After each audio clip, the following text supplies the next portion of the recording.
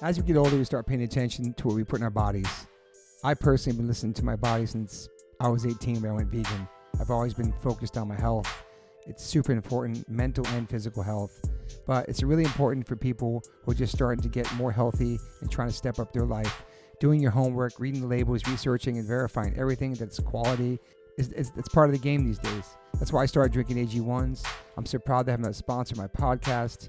AG1 is a foundational nutrition supplement that delivers daily nutrients and gut support and is backed by multiple research studies. You can trust what you're putting into your body. We're all so busy these days, so just throw a pack of AG1 in the morning into a cup of water and shake it up and drink it. I love the way it tastes. I do it every single morning. It's part of my routine.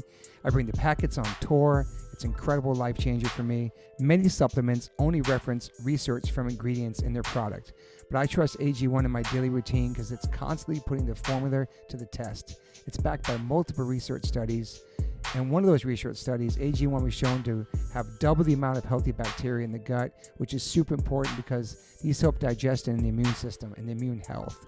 And these bacteria are known to help with digestion as well, gas and bloating, which I freaking need.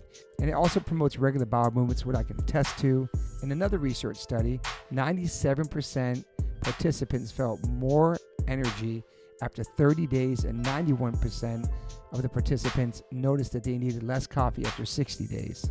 I quit coffee like 5 months ago. I know I'm good on that. But AG1 is packed with a variety of nutrient-dense ingredients and is the perfect complement to my healthy diet. I drink it because I know it's going to work, and it gives me a peace of mind covering all my nutrition bases for the day. In fact, I trust it so much, that's why I'm spreading the word about it. That's why it sponsors my podcast. Thanks to Angie Huberman for turning me on to AG1s, connecting me with them, and now they're part of my podcast. It's so easy and satisfying to start your day with AG1s. Try AG1 and get a free 1-year supply of the vitamin D3K2 and 5 free AG1 travel packs with your purchase at drinkag1.com/OLLC. That's drinkag1.com/OLLC. It's never been a better time to focus on your health and wellness and get back on track, man. Take control of your daily health. Health is wealth. Got to give a big shout out to Liquid Death. I've been in a band called H2O for 30 years, and my first real job with a company is a water brand. Go figure. Love you, Liquid Death. Love the people. Love the brand. Love the concept. Love what they give back. Love the community. Love what they do for the environment. You can go liquiddeath.com/OLLC and get free shipping on any of their merchandise that they make. They have such incredible collabs. Also, if you want to hear the story of the CEO, my good friend Mike Cesario, on the podcast, you can go to episode 115, part 1.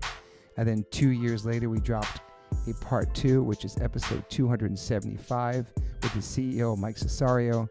Just a man from Delaware with a dream, worked at a marketing company, and made this become a reality. Liquid Death is an incredible company, incredible water, incredible people, and I'm super, super honored to be part of them. They sponsor my life, they sponsor everything, my family. So go liquiddeath.com/OLLC and get free shipping on anything you want to buy on that site. If you want to get water, it's exclusively on Amazon.com. Murder your thirst, y'all. Okay, welcome to the One Life One Chance podcast. I'm your host, Toby Morse. Today, I'm meeting for the first time in my kitchen, Mr. Aaron Bruno. Thank you for being here. Thanks for having me, Toby. This is cool. Fired up. AWOL, this is really cool. And Greg's here, Greg Flack. People know Greg Flack as my friend and takes amazing photos of all the shows, a lot of photos you see of us. He built my deck. He built my whole house. He did all my electricity. Hold on a second. So he built a deck. For my sonic cold plunge in the back. Cool. I'll show it to you. Yeah, I think I've seen photos. Yeah. I'm intimidated. I don't do the cold plunge. My wife's into it. Oh, but I'm really? terrified My of wife it. hates it. The cold water just freaks me out, although I surf in cold water. But the cold plunge, But you're in a wetsuit, though. I am. I just went to Costa Rica, and I didn't wear a wetsuit. How warm was the water? Very. It was 60s or something? No, I think it was like in the upper 70s. Damn. Yeah. Well, nice to meet you, man. This is really cool. Too. You I heard great things about you through Greg. Did my deep diving. Westlake Village. Mm-hmm. That's where you're born? Mm-hmm. Where is Westlake Village? I think I've been out there before. North of here, about 32 miles, okay. Something like this. And Cali kid. Yeah, we around the same areas. It's the Caneo Valley. I know you've talked to Rick and Andrew from Stripe, of course. So kind of similar surrounding areas from where those guys grew up. And then Moore Park too area, right? Yeah, Moore Park's right there as well. You know the Norris out there? No. It's on Moore Park. It's like one of the first vegan spots I went to when I moved here. It's all Mexican vegan spot off of Moore Park. It's a family-owned business. It's incredible. Not many people know about it. It's like kind of low-key out there, and it's like on a corner of the shopping area. It's incredible food, man. Nice. And every time I hear Moore Park, I think of that. You have siblings? I do. I have my family's kind of wild. I have my dad had a couple kids before he met my mom. So I have an older sister of a different mom, and I have an older brother of a different mom from her as well. And then my younger sister, and I have the same mom and dad, and they've been together ever since me. So the story goes. That's awesome, though. Yeah. So how was it growing up for you in Westlake Village? Well, speaking of siblings, my older brother Vince, he didn't live with my family until he lived with his mom in Ventura, and then he moved to be with us. I think it was time for him to live with his dad at this point. Mm-hmm. And so he came to live with us right before his freshman year of high school. He's 5 years older than me, so that put me in fifth or sixth grade or something like this. And so all of a sudden I have an older brother. Hero. It's crazy. Right? Yeah. And he's a much bigger guy, like great athlete, ended up playing sports and getting a scholarship and was a good football player and kind of a radical guy, but he was into surfing and he was into heavy metal and punk rock. So I went from mainstream music and whatever my parents were listening to, which would have been 80s pop, and my dad, loved James Brown, thinks he's the funkiest guy that ever lived, Italian guy. And anyway, so my brother Vince comes to live with me, and all of a sudden I'm hearing about, Pantera for the first time. Sick. Rap music, which was rap music at the time, right? And he brings vinyl and a turntable, and my mind's just blown away. And that changed me forever musically. So you're in fifth grade? Yeah. And the music your mom...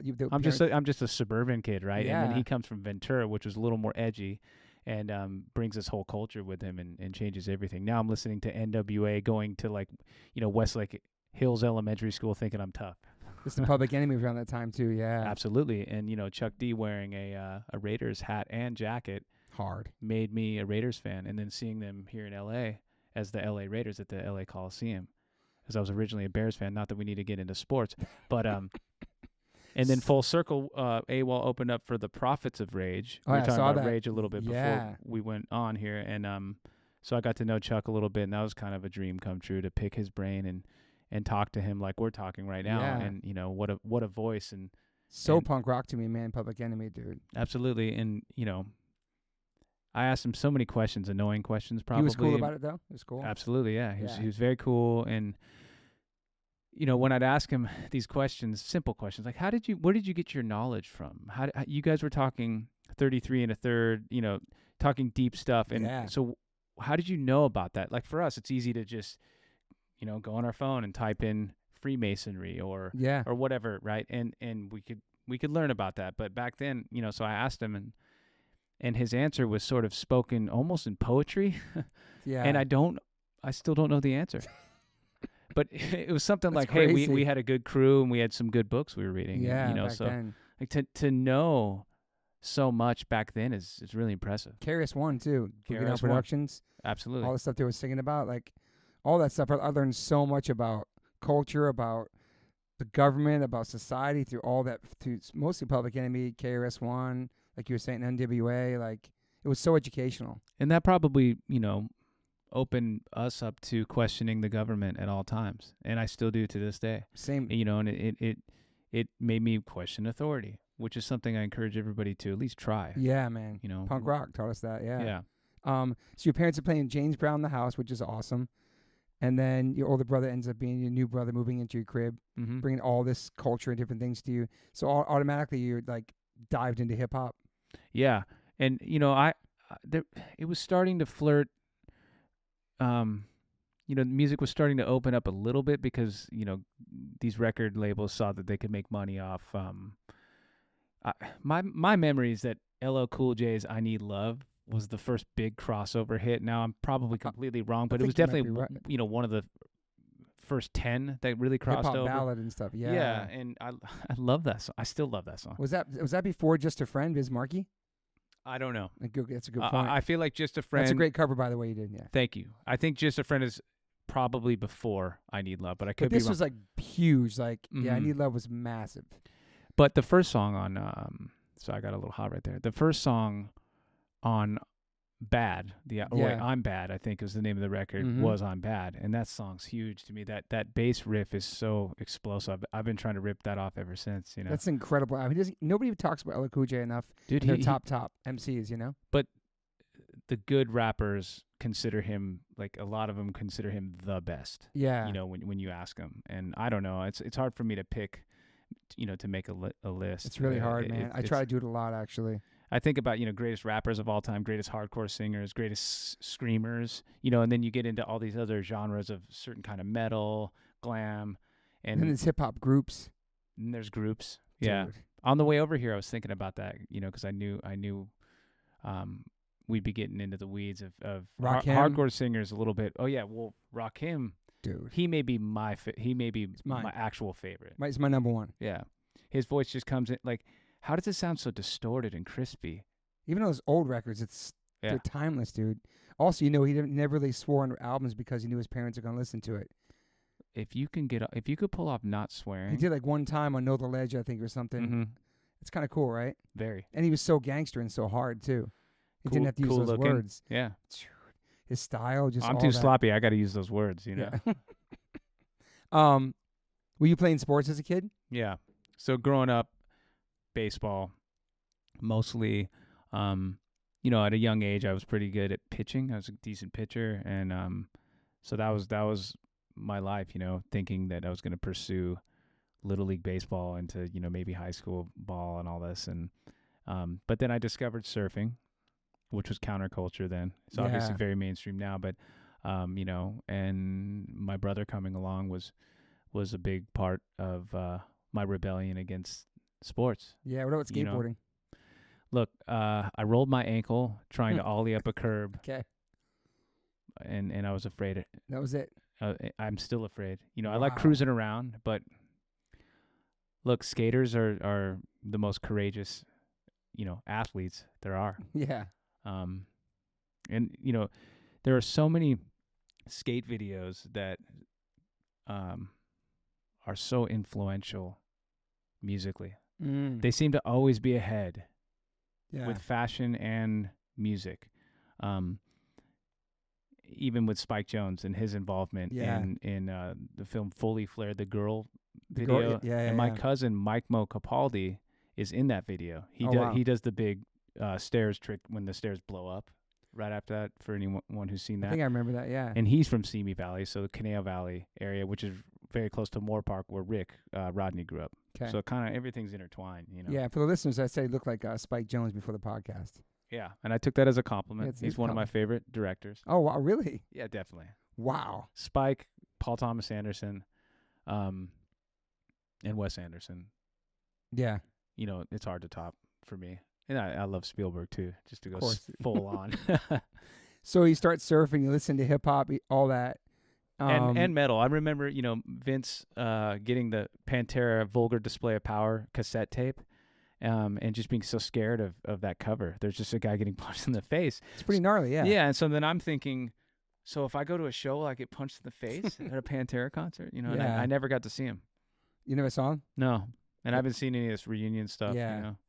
It's kind of like the Black Flag Damage record when I first saw that. Mhm. That was really scary to me, too. Or even just the first Rage album, like, what happened? Oh, yeah. Wow. You know. The covers were so powerful back then, album covers, man. Just discovering music was so different. It actually mattered. It did. You could buy a record just because the artwork was cool. Mm-hmm. And be tricked. Yeah. You know, how many times did you buy a cassette or whatever thinking, like, this is going to be an awesome record, and it's completely the opposite. You know, a good example of the opposite of being tricked the other way would be Helmet's Betty.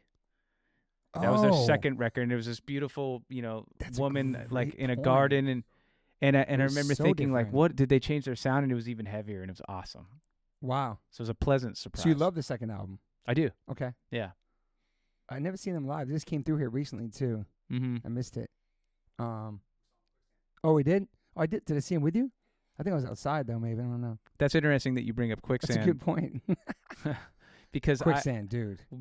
Eric Stemman, the guitar player in the Barbarians of California, my hardcore project, slash metal slash whatever it is. What we do a lot of the time is, like we're as older gentlemen, we didn't have access to YouTube. Yeah. I didn't see Quicksand in their prime. So we were just thinking, okay, let's look up Quicksand and just see what, let's look at Landmine Sling, when it came out and see Great if they song. played any like late night shows. And we found some stuff. And then it occurred to me like, oh yeah, Helmet is kind of like Quicksand. Yes. And no one ever said that to me, but they're very similar. Yes. And Helmet was awesome. I mean, who came out first? Helmet, right? Yeah. So Helmet comes out and those guys were wearing shorts. They were. They were wearing shorts and hats, like a hat like this or whatever. They were. And like You're playing right. that kind of drop tuning, huge, powerful riffs. Just And- normal looking dudes. You're Yeah. right. But they were playing in like an industrial factory Yeah. of sorts. With the light swinging. Yeah. Yeah. That was such a Those were crazy the days. big song. So you started playing guitar at 9 years old? Is that true? There were just guitars around the house. My mom was a elementary school teacher. I was raised by a lot of teachers around me. And to their disappointment, I ended up not going to college. But so maybe I didn't need to because they were all I had. But yeah, there were guitars. So my mom, I think, played simple songs to the class, and they would sing along. So she taught me all the simple chords at a pretty early age. It was something to bond with her over and do. It's cool. And then my dad had a flamenco guitar and was more into finger picking and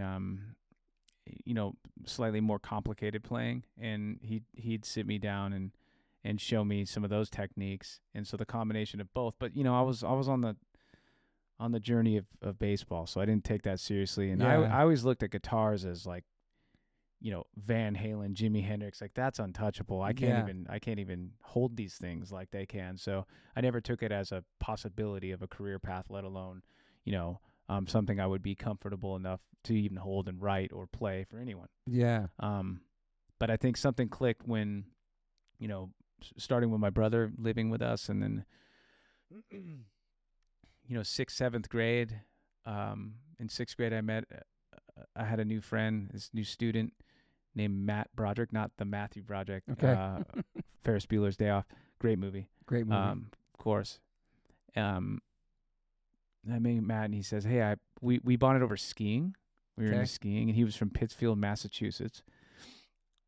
Really good skier. Anyways, he had a drum kit because his uncle was a professional jazz drummer. At least that's what I remember. And he said, hey, I have drums. I'm like, well, I could play guitar, and so we got together in 6th grade. And my cousin Jim Capaldi, Mike Mo Capaldi, the skater's dad, was a Gibson rep at the time. He loaned me a Gibson SG, and I found some sort of shitty amp, plugged it in, and had one distortion pedal, and me and Matt Broderick jammed. Okay. And we called ourselves the Ice Monkeys. And that was the first time I experienced the power of music.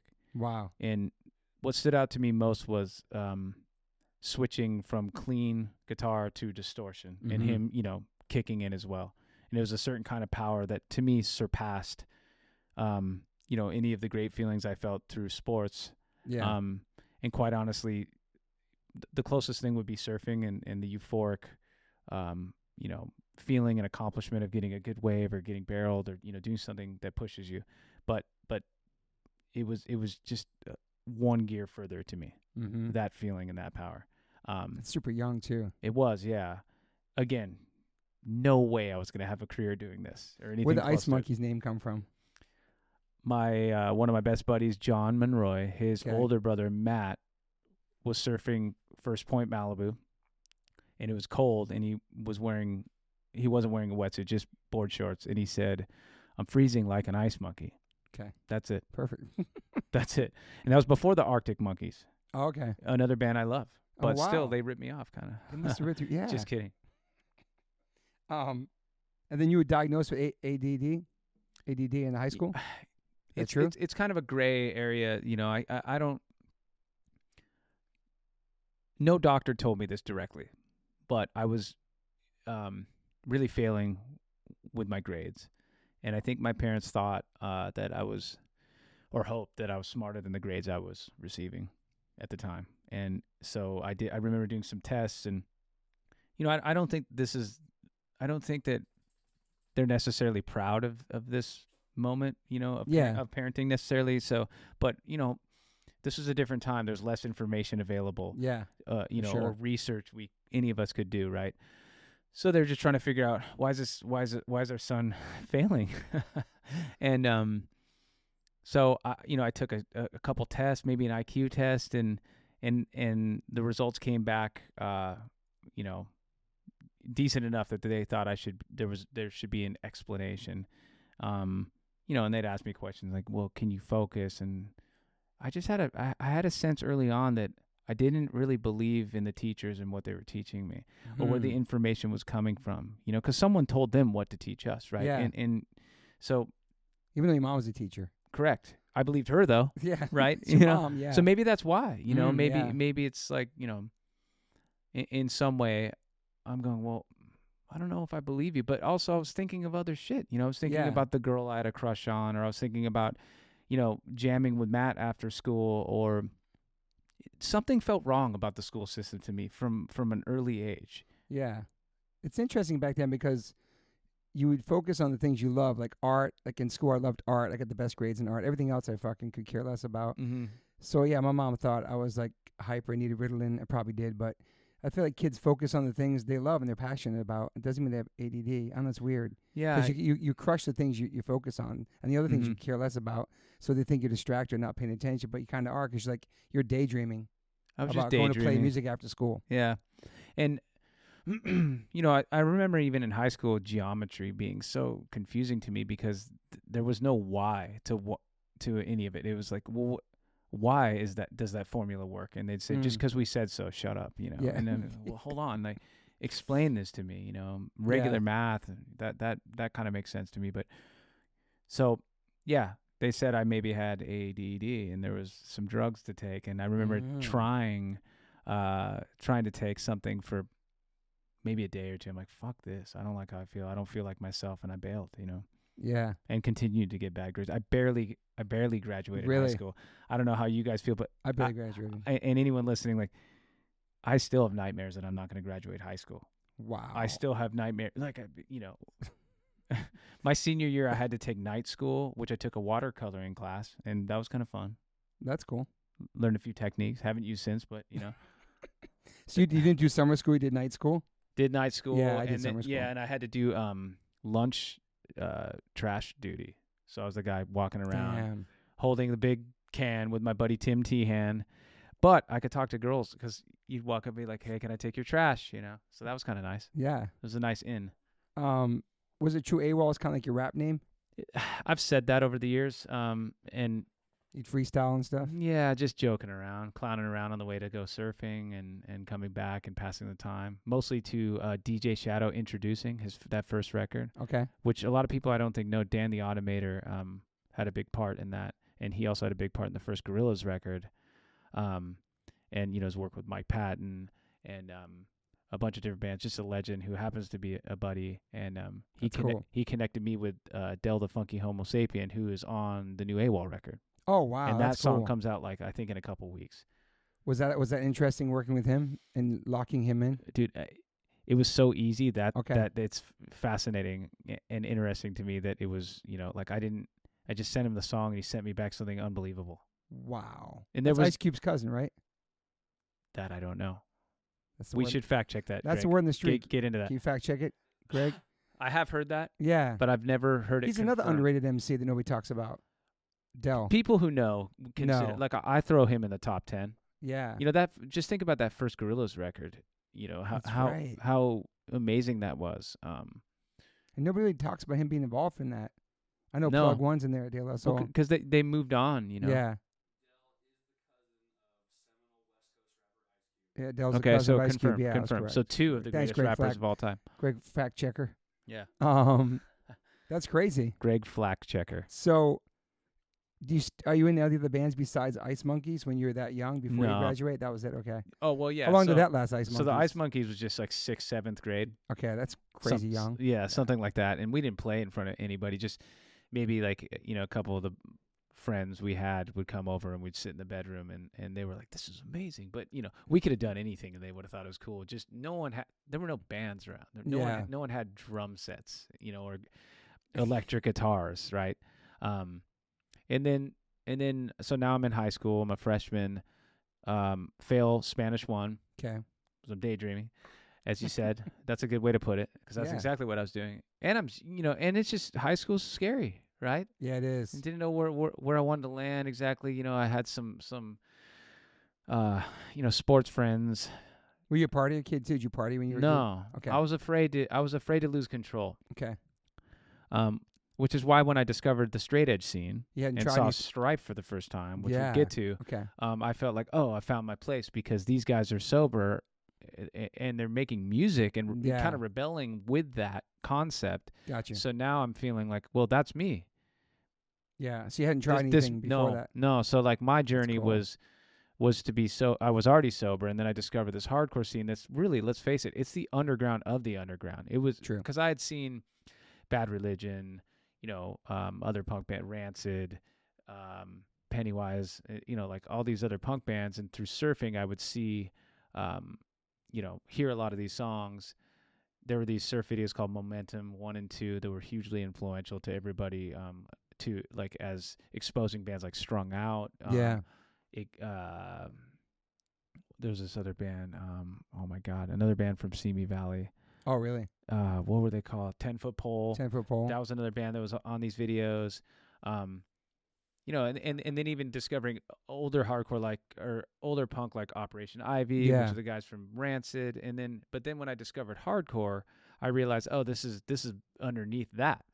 And less people know about this, and it just seemed really cool. People look cool. Different energy. No barriers, everybody seemed to know each other. I didn't even know where the hell to get the music. Yeah. My first show was at the Las Palmas Theater in Hollywood. It doesn't exist anymore. Were you at the show? Yeah, so this is like 95, and it was Strife, Snapcase. Damn. Ignite, Undertow. John Pettibone has one of my favorite voices of all time. Shout out to Pettibone. Shout out to Pettibone. And I begged him to sing on the Barbarians record, and he was open to it, but I just couldn't quite lock it down. Okay. But Rick's on there, and so is Daryl from Snapcase. That's a great show. Wow, that's a sick bill. Yeah, and 1134 Huntington band, yeah. They opened up, and they didn't become as big as these other bands I just mentioned, but they opened up with the Star Wars Death Star theme. That's pretty sick. Like, whoa. And, Star Wars was funny. It was like kind of underground at this point, weirdly, because it was massive in the 80s. And then now we're in like the mid 90s. There's no talk of the prequels coming out or anything. So like somehow people had, Star Wars like merch, and 1134 had Empire Strikes Back, but it said 1134. I'm like, wow, I love Star Wars. I love this music, and I'm sober. Here we go. I remember Cabal from Earth Crisis crew, like Guav and DJ had like the lightsabers crossed and like Star Wars written straight edge or whatever. That was something too. Yeah, Strife had it too. Yeah. Ignite played too. Okay, and that was with I forget the name, Zoli. Yeah, that's cool. I remember thinking like, this guy's pretty buff. I'm like, fuck, no one's gonna mess with this guy. Yeah, that's a sick bill for 1995 too. All those bands 95 and crushing. There's some YouTube footage of that. As well, and funny enough, my first stage dive of my life is on that YouTube video. I have that's long blonde hair, a white polo shirt, weird shorts, Sick. And I run across, and I just tried, and it was the best feeling. I was so inspired by that show. And then, so what was the Ice Monkeys? I'm ping ponging around the timeline here, but my freshman year, failed Spanish 1. Sophomore year, retaking Spanish 1. I meet a buddy named Drew. He has the same birthday as me, but he's a freshman. He wants to start a band. We Yep. start talking about that. I'm like, I already got a name. We're the Ice Monkeys. Let's do it. And then we find a drummer. We play a couple shows. And then, the following year is 1995, and that's where I see this hardcore show. And then I was like, forget the Ice Monkeys. Let's start a hardcore straight edge band. Yeah, was that Under the Influence? No, this ended up being Insurgence. Insurgence, yeah. There's so many bands too, man. I know. Yeah. So we start that. Hometown Heroes. Yeah. So we were just really inspired by that scene, and we were the annoying new kids that were bugging the guys in Strife. And funny, I listened to the podcast you did with Rick, and he was talking about JMR or JM Chalk Garden. JMR Chalk Garden in the Thousand Oaks Mall. So, I see this show, and I'm like, that guy, man, it was such a good front man. Very charismatic, and gave these like sort of motivational speeches in between songs. I'm like, I'm all in. We hear that he's working at this place in the TO Mall, and it's rare in the music scene that you could go just meet the singer, because growing up, you think of Michael Jackson, Prince, and untouchable figures. But now all of a sudden I've discovered my world where I could go talk to the singer. Absolutely. And so we went into the mall and we're like, hey, so you while he was working. So and he was nice. Rick's always been friendly. Yeah. Andrew not so much. And then I love Andrew more than anything now. But I think we were probably very, very ambitious, and immediately I probably said, hey, could we open up for you? And I was like that annoying kid. Okay. But I wanted it all. I wanted to get involved and have the opportunity to have a show feel like that show did to me from the audience's perspective. And quite honestly, with my hardcore band Insurgence, we never got anywhere near that kind of connectivity with a crowd. And then, my following bands, I've been chasing that ever since I saw it. And it wasn't until AWOLNATION stuff took off that I got, a different kind of energy. It'll never be the same kind of connection that show had. But I've been chasing it ever since, and I probably always will. What was your first show with Insurgence? Did you get to play with Strife? We did. We ended up getting to play with Strife because we were just annoying enough. My drummer, Ryan Cox, he was kind of like the in-house roadie for Strife. He did Sid's drums. Okay. And Ryan played drums. He had the same exact drum kit, but different color. He had the rack toms, they were totally unnecessary. Yeah. The cage, and so Ryan kept planting seeds, and then we made our demo tape, and Sid and those guys and they're like, this is pretty good. Sid was really sweet and supportive from day one, but just like any other scene, though, we came in hot. So I'm a punk band, surfer, and then now all of a sudden I'm a hardcore kid. So I think a lot of people are like, oh, fuck this guy. What is he doing? And I understand that, Did you have long hair back then, too? No, I cut my hair short quickly, Seemed unnecessary. And the great thing about hair is you could cut it and it comes back. True. So I did that. For most people, yeah. True. Not everybody. How old when you got the straight edge tat? How old were you? I think it was just right out of high school. Wow. Yeah. Was it your first tattoo? No, I got my Insurgents had a record called False Trust, and I got that written in Japanese writing on my right arm. Sick. And only to kind of wonder if that's actually what it said. And so I did get it covered up. Oh, wow. You got some cover-ups, I saw. I do, and it had some writing like that, so I wasn't sure what it said. Yeah, what am I doing? I mean, I have no business having this tattoo, so I It's supposed to mean one thing, and you find it later on, it doesn't really mean that. It's kind of weird. It means my music sucks or something like that, So I had to switch that up. But, yeah, got that. I don't even know where we were. But you went to college, too, and you dropped out or something, right? Yeah, at Moore Park College, I took a year off because it's funny. I wasn't one of those people that... Yeah, what was your major there? I didn't have a major. Okay. I had no clue. I wasn't someone who thought right when high school's over, I'm out of here. I had a pretty good relationship with my parents. I think because I was straight edge, there was a certain trust factor, so Absolutely. They weren't tripping on me going out. That's another great thing about being straight edge. True. And you were a good kid, right? All around? I would say so, yeah. I mean, I butt heads with my parents just like anyone did, but we had a very trustworthy relationship, and I would be very honest with them about anything I was going through, whether it was some heartbreak or, I'd talk to them about intimate details of relationships and I'd pick their brain. My dad did a good job, and I'm a new father, as we were talking about before. And there's some great things that he instilled in me that I want to put forward. And he always made me feel like, hey, whatever you're going through, I've already been through that. So just come to me and talk to me about it. I'm like, are you sure? What about this? He's like, yeah, here's a story. And maybe, even if that's not true, the confidence that gave me to communicate with him was really special. Yeah. And it's so important, man. The open communication. It really is. So like, I never felt embarrassed to be like, dude, I feel silly about this emotion or that feeling. And so yeah, back to Westlake High.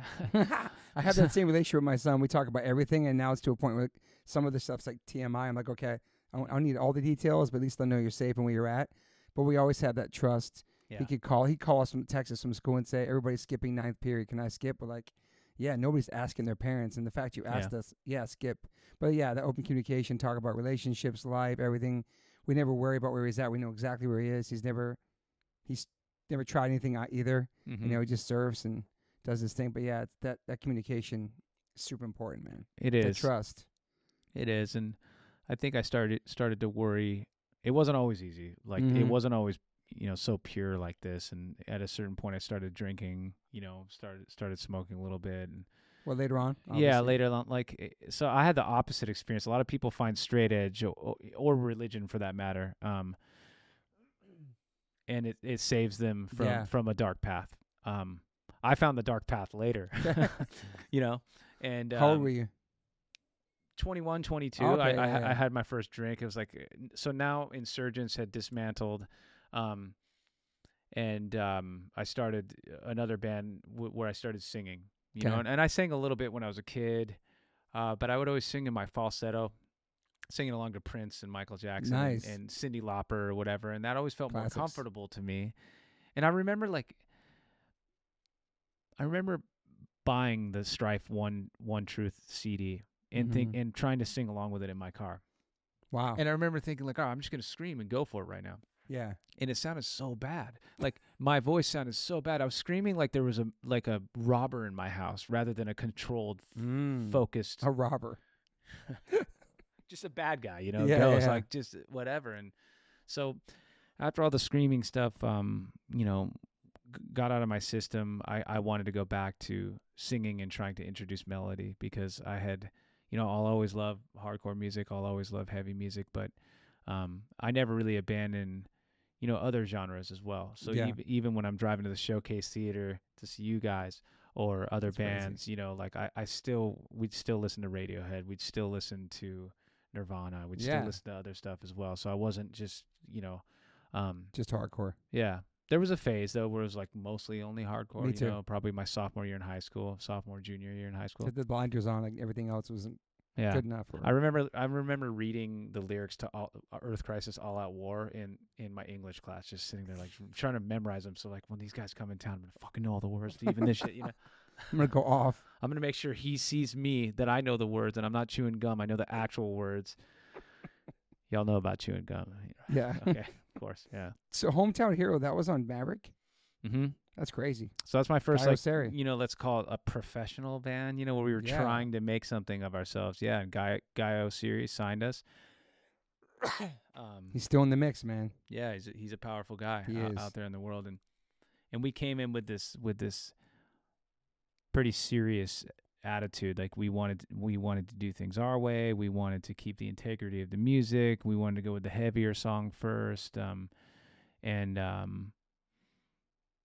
looking back, on Guy, he they got one of our songs, a song called 18, played on K-Rock. And awesome. Back then, if you're played on K-Rock, it's like it's a wrap. It's gonna go good. You're gonna go platinum and all this and that. And our instinct, probably coming from the punk rock mentality, was no, don't play that song. Play the heavier song first. And we fought to get it off the radio. Wow. I go into Guy O'Series' office and I fight with him. And I'm like, you don't understand. We need to do it this way and that way. Because, we're raised around like Pearl Jam has the heavy song first, then they go to Jeremy or whatever. Yeah. Or Stone Temple Pilots or, It's a good point. And so those were how our heroes did it. So we thought we could outthink the system and go that way. And from that moment, it was just over. You know, I Damn. sabotaged that whole thing. And we all agreed on it. That's the funny thing. The four of us were like, we had no idea. We're 21 years old, 22, something like this. But looking back on these discussions I'm having with the president of a record label, I mean, I guess Madonna was a part owner as well. Yeah, Freddie Demand maybe was in the mix. Yeah, he was in the mix. Yeah. Yeah, that's our old manager. Yeah. Nice. Yeah, these are great names we're covering, And yeah, it was just, I remember driving home like, yeah, we really stood up for ourselves. But he's probably like, you stupid motherfuckers. Do you have any idea how hard it is to get on K-Rock or an alternative radio Especially station? out here, there's so much love for bands out here. It's not like that in New York. They weren't playing like Quicksand and stuff on the radio. New York played us too. That's cool. That's huge. So those and so they kept playing it, but we just kind of self-imploded. And I look back on those times really fondly. But Guy was right, is the point. So if Guy ever takes a listen to this stuff, and if I ever see him, I'd love to say like, dude, I'm really sorry. I'm glad it happened this way. Everything happens for a reason and all that. But yeah, what a difficult band we were. Yeah. Guy just got me. I brought Greg to Madonna. Guy got me those tickets, and we did a showcase for Maverick at CB's one time, and Guy came with Freddie Demand to see us at CB's, and they were looking for a hard band, and we had a great show. It was our hometown shit. But then Monday, our lawyer said that they went with a more commercial band. They picked Candlebox. Whoa. Over H2O. Why is it one or the other? I don't know. That was Candlebox, hey, they sold some records. They really did. They really did. But yeah, interesting. And Chino's got cool stories about like Madonna sending him stuff. And yeah, I've heard these rumors. Yeah, I remember seeing the Deftones at like it was an early Warped Tour in Orange County maybe, and his pants fell off. Like his pants he was sagging so much, but they came down. He just kept going, and everybody's like, yo, he slept with Madonna, and there are all these rumors. And I remember No Doubt played. They also opened up, funny enough, with a Star Wars song. And Gwen walks out. I'm like, this is the most beautiful woman I've ever seen in my life. What? And she was wearing like a vintage prom dress, and probably it was amazing. Sick of It All played. Yeah, that's why we went. Damn. We went to see Sick of It All. That's a sick Warped Tour lineup. And there were always these rumors about you when I was going to see Sick of It All at the Showcase Theater or whatever. Like, the roadie for Sick of It All has this really good hardcore band, and they're blowing up. That was the rumor we heard. That's crazy. That's wild, man. Yeah. Crazy. Yeah, Chino, man. What a great front man.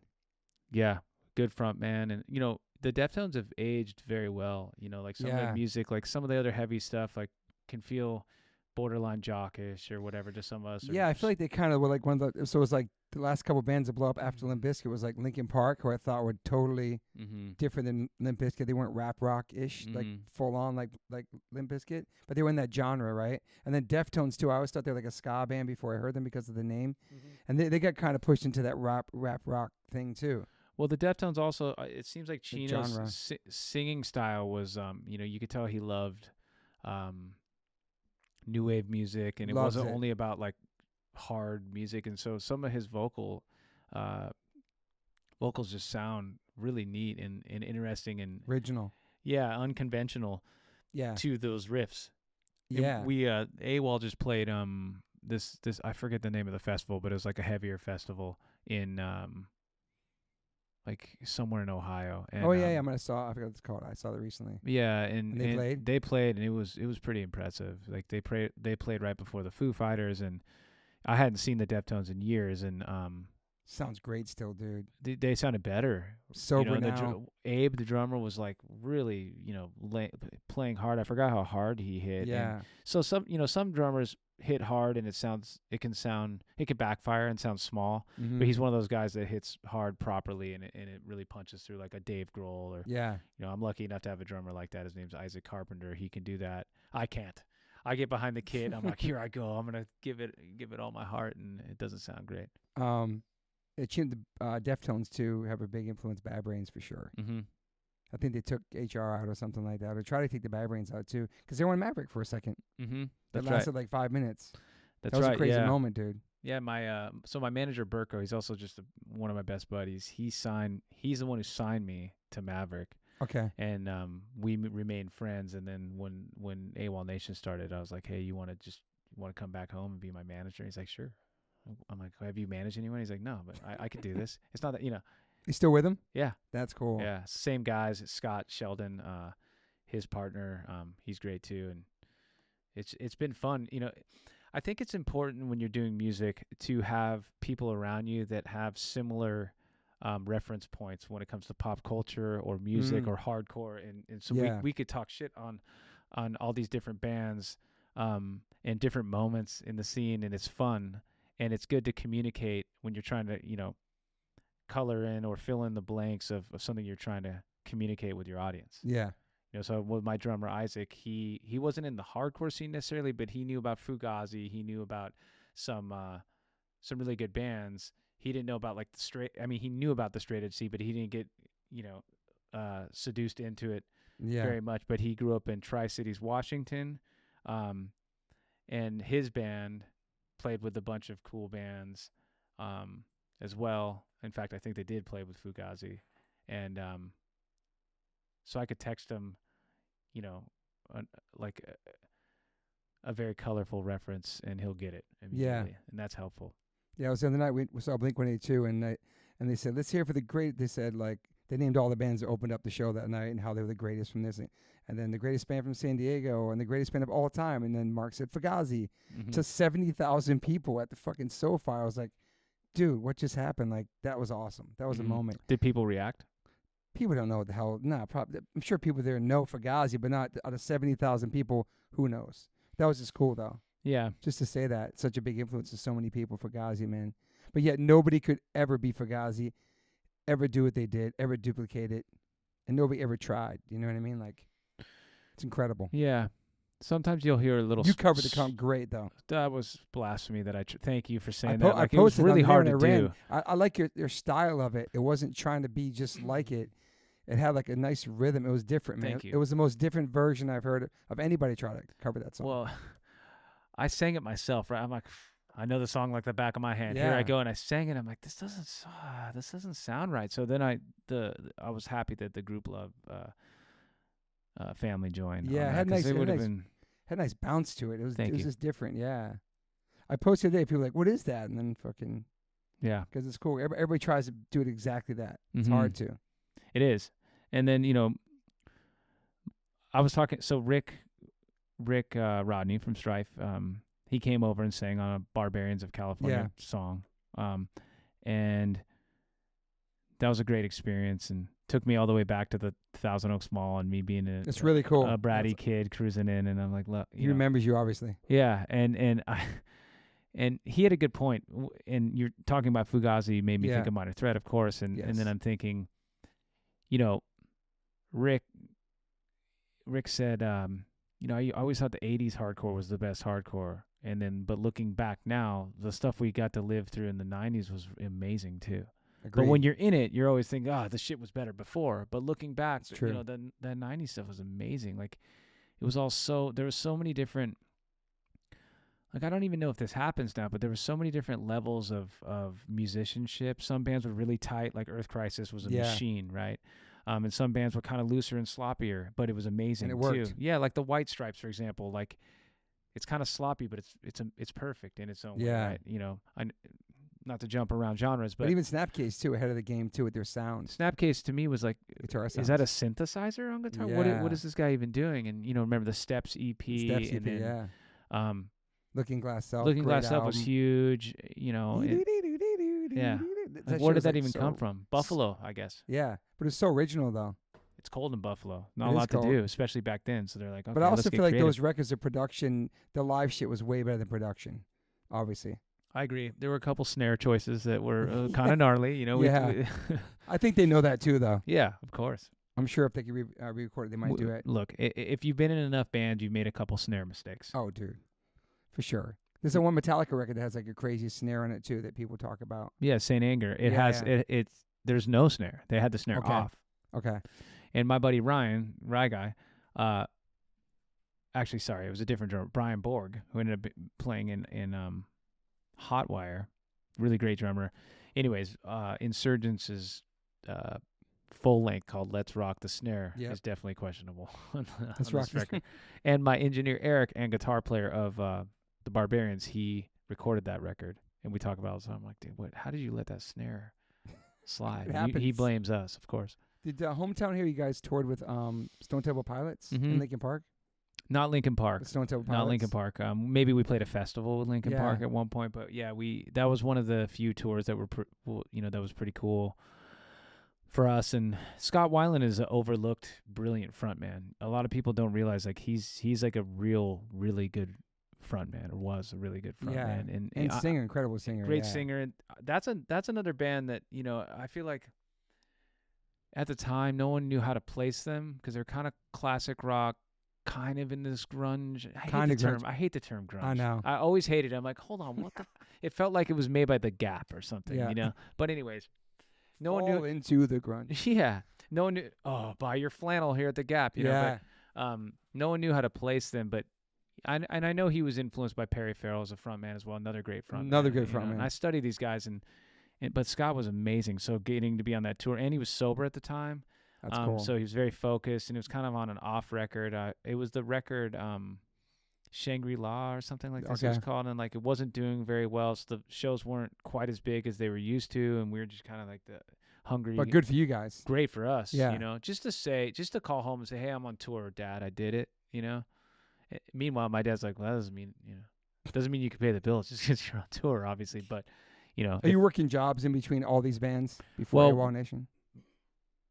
Like coming home from tour and working? No. With Hometown Hero, we got a big enough record deal that I was able to live off that for years.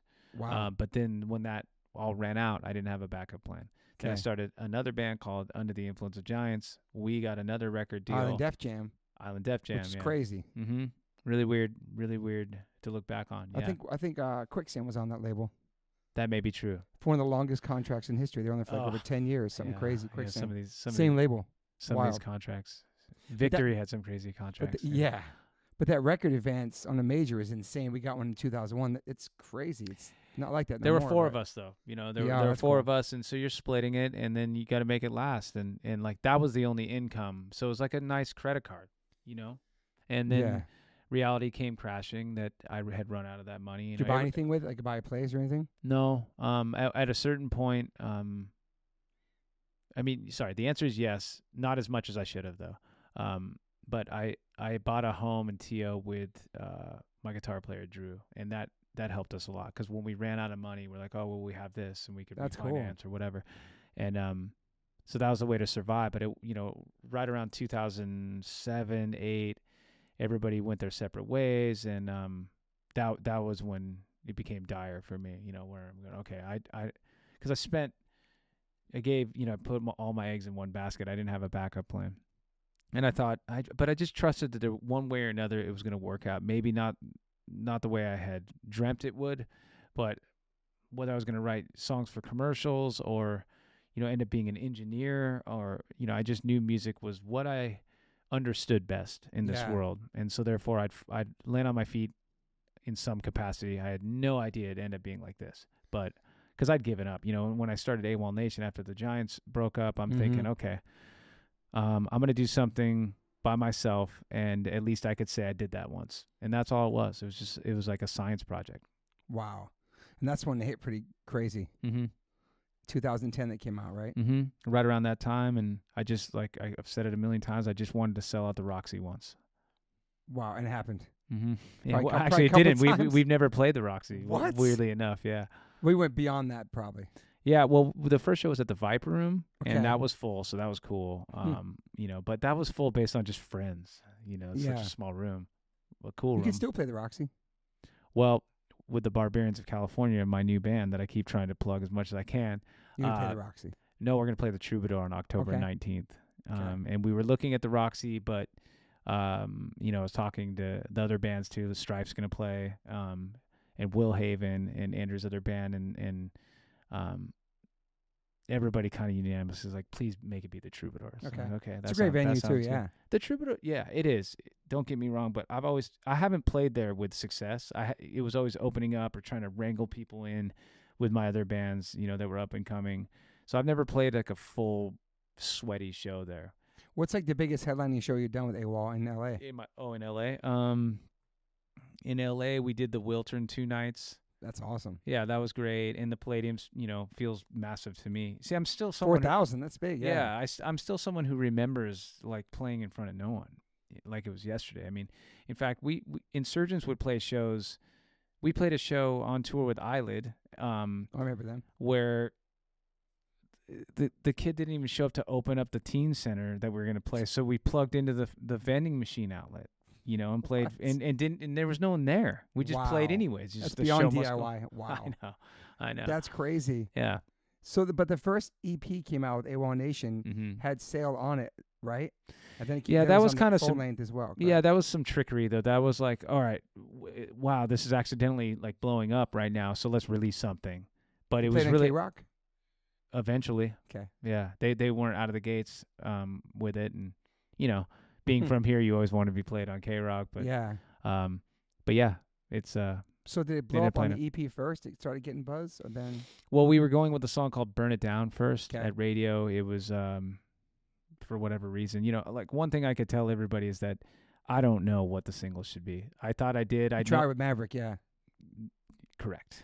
But they were right. I mean, I knew 18 was probably the biggest, had the biggest potential on that record, but we wanted to do something cool first or whatever. What label was AWOLNATION Not be the on? sellouts, Yeah. We signed. Remember, I'm damaged goods at this point when AWOL starts. No one wants to give me a chance. I'm that guy that failed 2 major labels, and so Red Bull Records. Well, I get a call like, hey, Red Bull has a label now, Red Bull Records, and they have this studio in Santa Monica that they want to offer you to use for free, no strings attached. I'm like, shit, yeah, sign me up. Eric Stemmen is the in-house engineer who recorded Insurgence and early Deftones and Cake and all these legendary bands from Sacramento, including Far. Wow. Okay. And Pennywise was on Red Bull Records too. Were they? They dropped a record on there. That so I didn't even knew they had sense. a label to then. Yeah. Yeah. So I went in there thinking like, well, Red Bull seems to do everything pretty good with their action sports division, Yeah. And at this point, I was just pleased that someone wanted, believed in me and offered me the studio, because, any free studio time is incredible.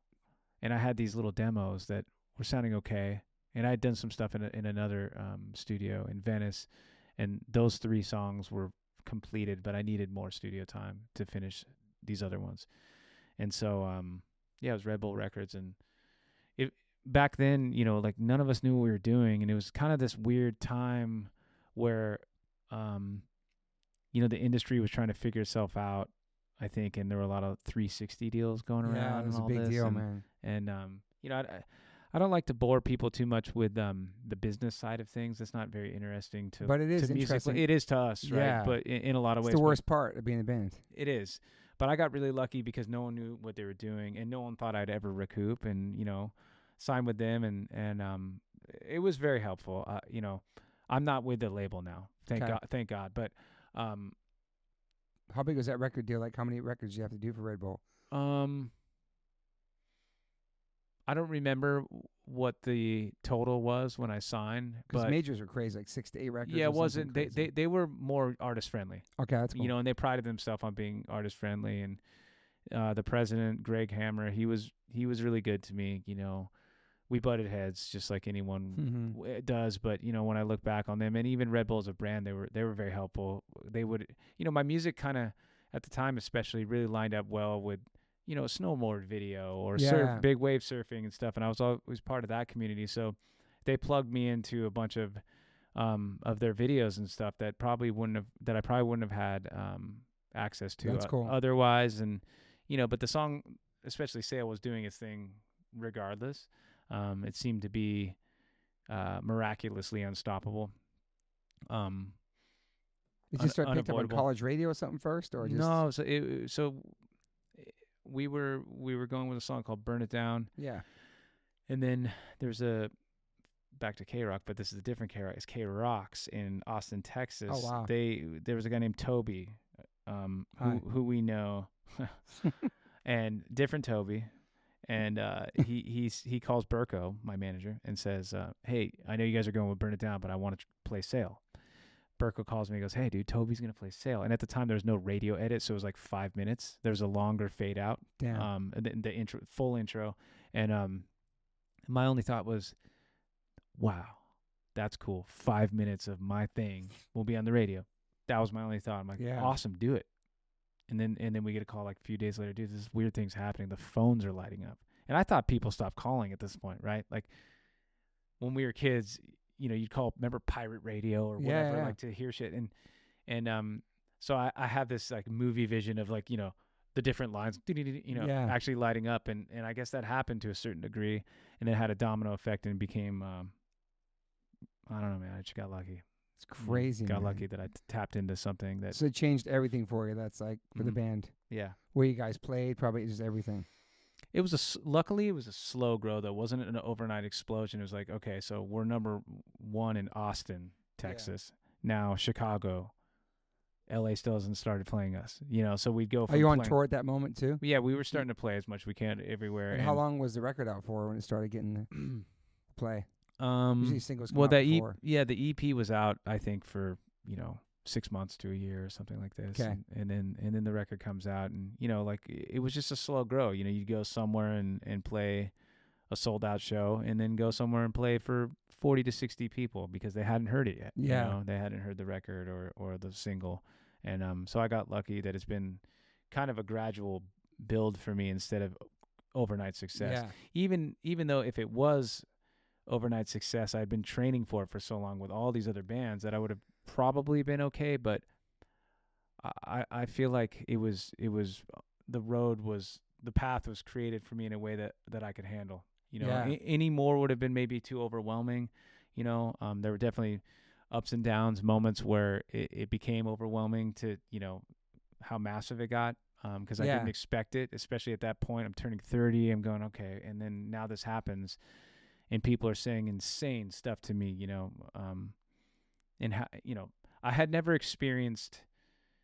I'd seen glimpses into the room of what success could look like, but I'd never felt the weight of a connection a lyric could have from people, pouring their story to you and saying like, unthinkable things like, hey, your song did this in my life, right? And all positive stuff, but like that's a really a certain burden and a certain kind of weight that I wasn't prepared for, as much as I thought I was. And so I'm glad it kind of had like a slow, and still remains to this day as a slow growth. I never became a celebrity. Like if I'm on an airplane, most people have heard that song. Yeah. But no one knows who I am. It's kind of cool though. It's very cool. I don't think I could have, ran I that. think as a writer and a musician, you want that connection. You want people to hear your music and get a feeling and connect to it. And so it finally happens with that song. And it's not too crazy for you. No. Like you can go out, walk around, do your thing, songs on the radio. Finances probably go up a little bit for you. Yeah. Yeah. So that helps. That changes in a way, you know what I mean? Yeah. But then, like, you're still the same person. Your family were your parents super excited for you? Yeah, it was. I would say mostly exciting for the hometown crew. Like watching the people and still to this day, this is like what 12 years down the 13, 14. It's crazy. Because I always forget when that song actually came out and when that record came out, but I'll still run into people who I haven't seen since it all happened. Yeah, and they're usually extremely generous and with their kindness and time. Were you stoked when K-Rock started playing it? Yeah, but I was still like probably seething that it took so long. And someone, But they do though. It's cool. It's like yeah. You toured on that record for a long time once that started. Yeah, because that just kept going and going and going, and then opening up new territories and markets for us and countries. So it was like a 3 or 4 year run. It was like, and because with Sale was such an interesting thing. It did its thing at alternative radio, and then all of a sudden it's like crossing over to some pop stations and being played with Miley Cyrus and whatever, Taylor Swift, whatever was the pop thing at the time, and now we're playing like these iHeart festivals and like what, and I'm already making a second record, thinking like this just keeps going, Yeah, it's still growing. Yeah, that's wild, man. And it's just. Do you feel pressure after that to like have a hit song on the next record? Or does the label? Because it's Red Bull. It's probably the biggest thing Red Bull's ever released. To be honest, it is. Yeah. Yeah. the pressure was it like this was like my 7th record I'd made, right? So it was different. If it was the first one, yeah, Sure. I wouldn't know what to do. But I think I just was really excited that I had the attention or any attention of the listener to kind of push the boundaries for myself a little bit, and that's what I did on the second record called Run. Yep. And you know, Just 5 years later. yeah.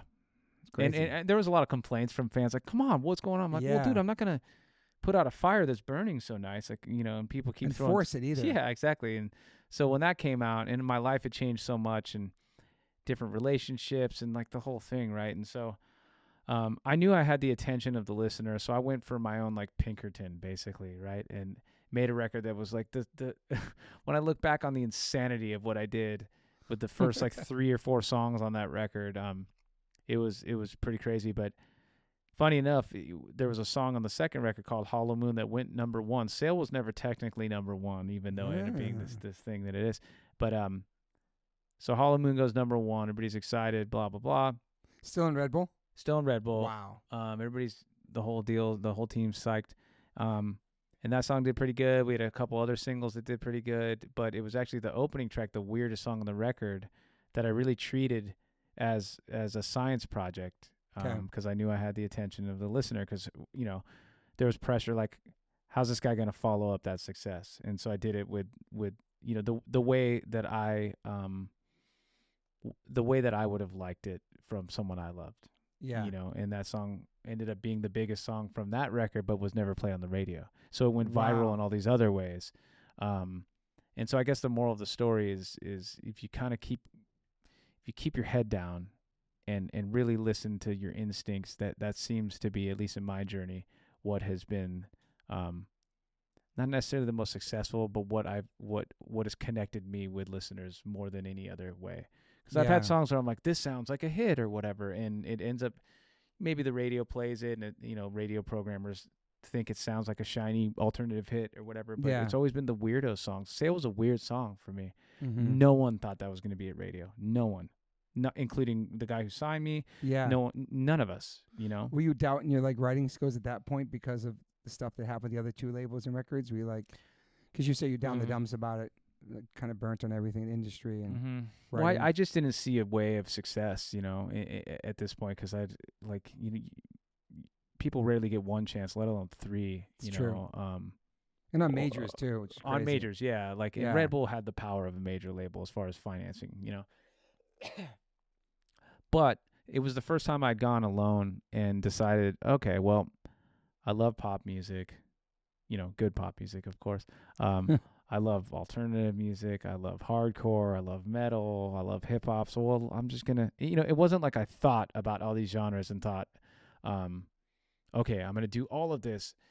Rather, I knew there were no rules anymore. Mm-hmm. And so the excitement in the honeymoon phase of this new project where I could look in the mirror and go, this sucks or this is good. Yeah. And that was exciting enough for me to not be down on the songwriting. So I felt more confident than ever. Yeah. Because it was so exciting. It's like a honeymoon phase of a new relationship. Did you get to work with like some artists, hip hop artists too? Collaborations and stuff? Yeah, like, you know, working with Dan the Automator. Yeah. That was really cool. We did a couple songs. They ended up being B-sides. Didn't quite fit the album. And then I ended up singing on a Deltron record, which has Del and Zach De La Roca's on that record as well. That's cool. And I think Michael Stipe is, if I'm not mistaken. Wow. That's kind of a crazy lineup. Yeah. And like, it seemed like that record, I want more people to know how cool I feel for being on that record. That's insane, you know? dude. Yeah. And then, you know, Kendrick Lamar did a remix of Sail and rapped on that too. Like a bunch of shit went down. Like Machine Gun Kelly did a cover of Sail. Like, so yeah, there's a bunch of hip hop that got involved. And that's out there for the listeners to find? Yeah, totally. You could just YouTube Kendrick it. Did something? Mm-hmm. Wow, dude. Funny story about that. I didn't meet him. Never talked to him. He's great. Obviously, love his stuff. And we played a Warped Tour in London. Weirdly, it was like a Warped I remember Tour. they were doing those. Yeah, like they hadn't had one in years, and so they had one in this strange location. And I was told that Kendrick was in London and that we were going to meet because he wanted to meet me, and I wanted to meet him too. Dude. I knew we'd have that Raiders love and that connection, right? And I woke up that morning like, cool, I'm gonna talk to this up and coming rapper, you know, and I'm stoked about it. And he didn't show up, and I never heard anything about it. And then our show sucked too. We played like that's good. There were two, you know, Warped Tour has the stages next to each other. Yeah. We're playing. We didn't fit in. We don't fit in anywhere. really. Maybe more so now than before. But I remember us playing, and whatever band was playing after us had a way bigger fan base, and everybody's collecting around that stage. And I'm like, fuck, this is pretty weird. There's no one in front of us, but there's like hundreds of people in front of this stage. It's the worst, man. Yeah. That's But it's all good. I also like, the older I get, I appreciate those wacky moments so much, and they're so fun. And if your band is tight enough, meaning you have a good relationship with them, it's sort of it brings you closer. It does. Those moments, yeah. Yeah. My bass player always says, it must suck to be a singer tonight, because you look in the crowd sometimes. It'd be something like that. He's like, I'm glad I'm not the singer, because I can just turn around and play bass. Yeah, I'm but always it's jealous. all on you to talk and like get everybody to come over. You got to be the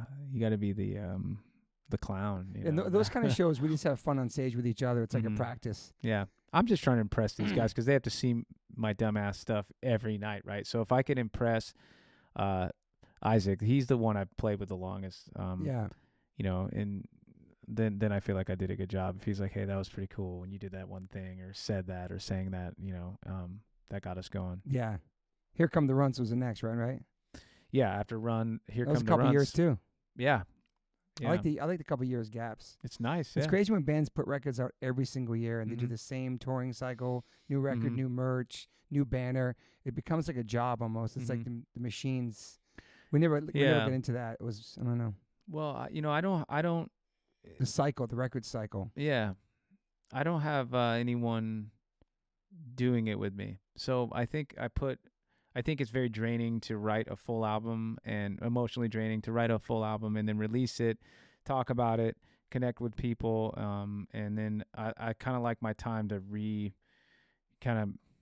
reset and figure out the next story I want to tell, because each album kind of has some sort of concept to it. Yeah, and live a little bit too. Yeah, and you never know what's going to happen too. I mean, especially today, and what's so exciting about today's music, us old guys can complain about how it's not like it used to be and this and that, but it's actually a really exciting time, because you could mention a band to me and I'll hear it on my way home instead of having to wait for a pre-order or whatever. Good point. That's one positive thing. The other positive thing is, it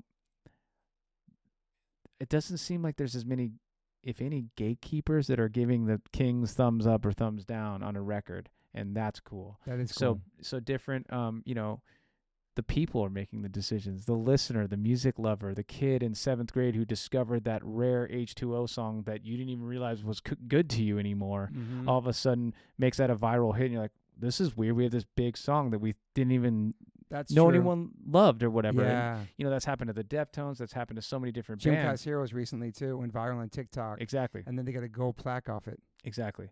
And that's exciting. Crazy on an old So if you record. talk to I'd be curious what Guy Osiri would say, or any of these major label guys, because I think no one knows what they're doing, and that's the best place to be. And I think out of that chaos, the fog of war, if you will, something's going to come out of that. And I don't know what that is yet, I mean, because it seems sometimes like every genre has been done. Every genre has been crossed over. That's what I was trying to do. Yeah, I love that all the genres are kind of mushed together now. It's so cool. It is especially cool. Hardcore bands have different like pop sensibility or hip hop vibe or pop vibe. Like all these different hardcore bands have all like different. They're not afraid to show other influences. Yeah, like how we talked about when you're young, you have like the hardcore punk blinders on. That's all you care about. Skateboarding and punk rock, like fuck the radio shit. But now there's so many hardcore bands that like sound like they have 311 in their band. They have all kinds of these different influences. So you're talking about Turnstile, right? When you said, so I don't get the 311 reference, and we've toured with those guys too. But like, not just them, but them. They also have like a Dog Eat Dog. They have a Leeway. They have a Black Train Jack. There's all different diverse things that they have. The Bad fact Brains. that Turnstile and Knock Loose are doing so good is just a good sign of music. It's a good sign of openness right now, and that people want to hear basically rock and roll. Let's call it what it is. Yeah, it's true. And it comes in all different shapes and sizes. So, just the melody, the pop sensibility. But to me, they're still a hardcore band, and to some people, they might not. Turnstile. Be. Yeah, and Mike Alessandro did that record. Yeah.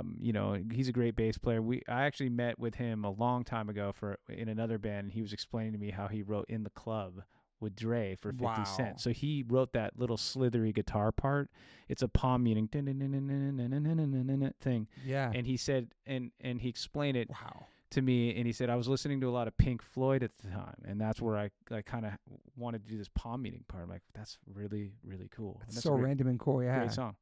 But yeah, I mean, I feel like Turnstile, this generation, that's their hardcore band. Yeah. And I respect it because I feel like hardcore has not one certain style or sound. To me, they're like Jane's Addiction. Ooh. In a good way, And that's a great one, too. Jane's is a band that has aged very, very well. Yes.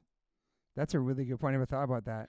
Well, maybe the vocal, sound, or some of the melodies, some of the melodies and the effects that are on his voice, But that's another great example of a reason to be optimistic with the world right now, is bands like these are doing good. I know. Did you see the footage of Rob Halford and James Hetfield watching Turnstile on stage? No, I didn't. And James Hetfield was singing along, and they're bobbing their heads watching. Cool. It's that's like insane to me. Very cool. Because I know those kids. They used to stay downstairs, like they're hardcore kids. They're like, they all come from different bands, Trapped Under Ice and Angel Dust and what's the other one? Diamond Life. It's a whole group of kids grew up together, starting music together. Yeah. And they hook up so many younger bands, and like all that's happening too. Like all the older bands are going out for younger bands, and it's a beautiful time, I think, for that. It seems that way. Yeah. Because you could really, if you turn on the news, you think the world's going to end yesterday, right? And True. It's over and over and over and over, and it's rinse and repeat. And I just say, just turn it off.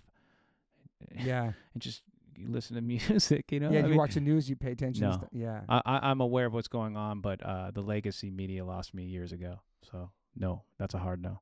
Yeah, I don't think it's good for your brain. Mm-hmm. And your heart. I mean, there was a point... I keep politics completely out of my music. Always have. Love that. Respect that. Yeah, because I want this to be a safe place for everybody to, emotionally, and I can't even tell you how many people assume one way or another, and the thing about music that's so great is we could have different religions, we could have complete political differences, but we could both agree that Fugazi rules, right? It's true. Or whatever, And it's a good point. That's kind of the journey I'm on right now with this new record cycle with AWOL and then the Barbarians of California, as I'm trying to actually started my own little show / podcast where I'm going around and I'm asking everybody from people in the crowd to other artists what their favorite song is and why, and I'm documenting all of it. Okay. And I'm going to ask you after this. Okay. I have to film it if we're going to do it because Okay. I can't not have it. But damn, it's a hard one. I know too. Wow. it's fucked because so many people go like, I'm not answering this, and you're like, well, you have to because this is the game we're playing, man. And I got one. I already got one. I'm gonna okay. tell you Can you do it right now? Yeah. Okay. We'll do it right let's now. So this is called the AWOL Nation's Totally Committed Podcast. Okay. And I didn't come here to talk this shit, but I knew I wanted to ask you. No, it's nice. Okay. So Toby, we're here on your podcast, and I'm taking it over accidentally. What's your favorite song and why? I have to say my top off the top of the dome right now, thinking it's 7 Seconds record, New Wind. The song's called Man Enough to Care. And the song is about a father and raising his son to be super macho and tough and not telling him he loves him. And the song really hit me when I was a kid growing up with no dad. The lyrics are like, Daddy always told you, do it like a man, never get too friendly, someone understand. It's about not showing emotion because you might be seen as gay. It's a really intense song off a New Wind record. And that song really hit me as a kid, and it still hits me as a father. And for Kevin Seconds to write that, is not even a father, he became a father to me, like a father figure. And so that song on a hardcore record in 1987, to sing about a topic like that, it's connected with me my whole life. So yeah, Man Enough to Care by 7 Seconds off the New Wind record. It's about parenting. So if you're a parent, it really hits you in the soul and your heart. So yeah, off the top, that'd be the first one. Only one I say to you, yeah. Thank you. Thank you. Beautiful. It's a great song. You have to check it out. The whole story. You'll be after this. Yeah. Man Enough to Care. Yeah. Great answer. I get emotional thinking about it. Actually. Yeah. And Kevin Seconds sent me the lyrics. I had in my office. He wrote them out for me and signed them recently. So yeah, kind of cool. Where are we at now? I mean, I've been listening to the Covers record. It's incredible, man. There's so many bangers on the record. I'm running to it. I'm posting about it. I'm obsessed with it. Like the way you sing, all of the Jewel's on the record, which is fucking. How do you get Jewel on the record? Dude, do you know Jewel? I do. Yeah. And wow. and I only know her because during the lockdowns, she was doing some sort of like fundraiser event, and a friend of mine named Mel, amazing person, she said, "Hey, will you do a cover song, or like record something acoustically for this Jewel fundraiser, right?" And I said, "Sure, of course. Do I get to meet her?" Because I'm in love with her still. We all are, of course. My wife is too. Like it's she has really cool teeth. I was just saying this yesterday. I love her teeth. I hope she doesn't. I hope she doesn't hear this. But and I'm glad she never got them fixed because. Are you sure she didn't? I think she maybe did. Shoot, maybe, Joe, my editor, take this off the pod. No, it's okay. But bring the teeth back because I checked your Instagram the other day. I checked your Instagram out. Fact check. Yeah. Fact check. But yeah, so back to Jewel. I loved her teeth. I loved everything about her. And I still. And her voice, too. And her voice. No, of course her voice. But like I'm in 7th grade losing my mind or whatever. Maybe a freshman. And there are 2 versions of her single, I remember. Okay. But so back to your question, how did I meet her? Asked me to do a friend asked me to do a cover for this charity she was doing. I did it. She sent me a video. Thanks so much. Like a little video she sent. I'm sure she was being nice. Dude. And then I'm like, I'm gonna do this covers record. No one's doing anything. We're all locked down. So I'm gonna reach out to everybody and see if they'd say yes. Almost everybody said yes. I got a couple no's that I was expecting, but mostly people said yes. And she said, "Sure. What do you want to do?" I'm like, "I want to do an ABBA song." She's like, "Oh hell yeah, I'd love to do it." And she just did it and sent it to me. Unreal, that simple, dude. Yeah. So we text here and there. I could text her right now. I could be like, "Are you dating Kevin Costner or not? Are the rumors real?" I read that, and then I wanted to ask her, "Did you fix your teeth? Did you fix your teeth or not?" But then I don't want to offend her because we're fans of her teeth either way. And we can't do that. But she's getting love in this podcast. Greg's got info. So what's the answer, Greg? So she still has her teeth. Still has the same teeth that we like. Yes. According to Google. That was crazy hearing that on there. Also, Beck's on the record, which I thought was cool. The Tim Rise Against Midnight Oil song is phenomenal. Your Fugazi. Your fucking Biz Markie song, incredible. Just a Friend. Madonna, who I love. Now, is it Hanson? Early Madonna rules. From Hanson? Yeah, Taylor Hanson. Mbop? Yep. So I become buddies with music takes you everywhere, right? Where do those kids live? Idaho. Wyoming? No, sorry. Oh my God. I thought Wyoming or somewhere, something like that. Montana? Sorry, my brain's not working at all right now. It's one of those states. I have twins. No, it's bop, bop, bop, bop. Tulsa, Oklahoma, right outside of Tulsa. So we in I don't know what year this was, but we did back to the fundraiser world. We did some sort of thing for that the Hanson brothers were throwing, and I just kind of hit it off with these guys. They're really cool, smoking cigars, just hanging out, having beer and shit. And Taylor's they're really talented. Taylor's a really good singer. In fact, I would say, he was the most impressive vocalist on the covers record. When I isolated and really listened to all the singing, he sounded like Michael Jackson. Like I didn't. Wow, you're singing really good on this. All I know is from Mbop, and then maybe something else. And when that song comes on, it's pretty nice. It's aged well. Honestly, and so he was just a buddy. I'm like, I'm gonna reach out to this guy, and he's just positive, family-driven guy, and yeah. Beck though it was interesting because I did a Beck cover song from Sea Change, for the Jewel deal. Okay. And then Beck saw that on Instagram and wrote, "That's really pretty," or something nice about it. And I thought, like, is this really the guy Beck? Does he go by a different name? And then I said, "Hey, will you be on my covers album?" And he said, "Sure." And then he did it. So sometimes awesome, you just gotta ask. You just gotta ask, man. Yeah. Wow. And then also you have Brandon Boyd, Incubus, another great band. Incubus has aged well. Wind of Change. Yeah, Wind of Change. That was crazy. And Portugal the Man. He's on there as well. Scorpions cover too. Yeah. That was crazy to do. Remember how much that video was on when we were younger? Yeah. There's so many hits, man. I didn't know anything about that either. Like, change is happening. Wow. Change. World peace or something. Like what is this? And Scorpions, I've been rediscovering ABBA as of recently. They have so many hits, God. bro. ABBA's I didn't know they were incredible. from Sweden. Yeah. ABBA has some deeper cuts as well. They have a record, the name escapes me, but it's later that like right as they were breaking up that has some I think the song's called One of Us. But anyways, I'd have to look that up. But they have some great songs. It's crazy. I never owned an ABBA record, but I know all the songs, man.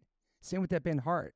Heart's amazing. Dude, there's so many of those songs I hear on the radio. I'm like, I never owned any of these records, but they're in my like soundtrack to my life somehow. How that works, you know. We were Growing up. we were lucky to hear huge pop music like Mm. that. You know, not to take away. There's some good pop stuff now, of course. There always is. Yeah.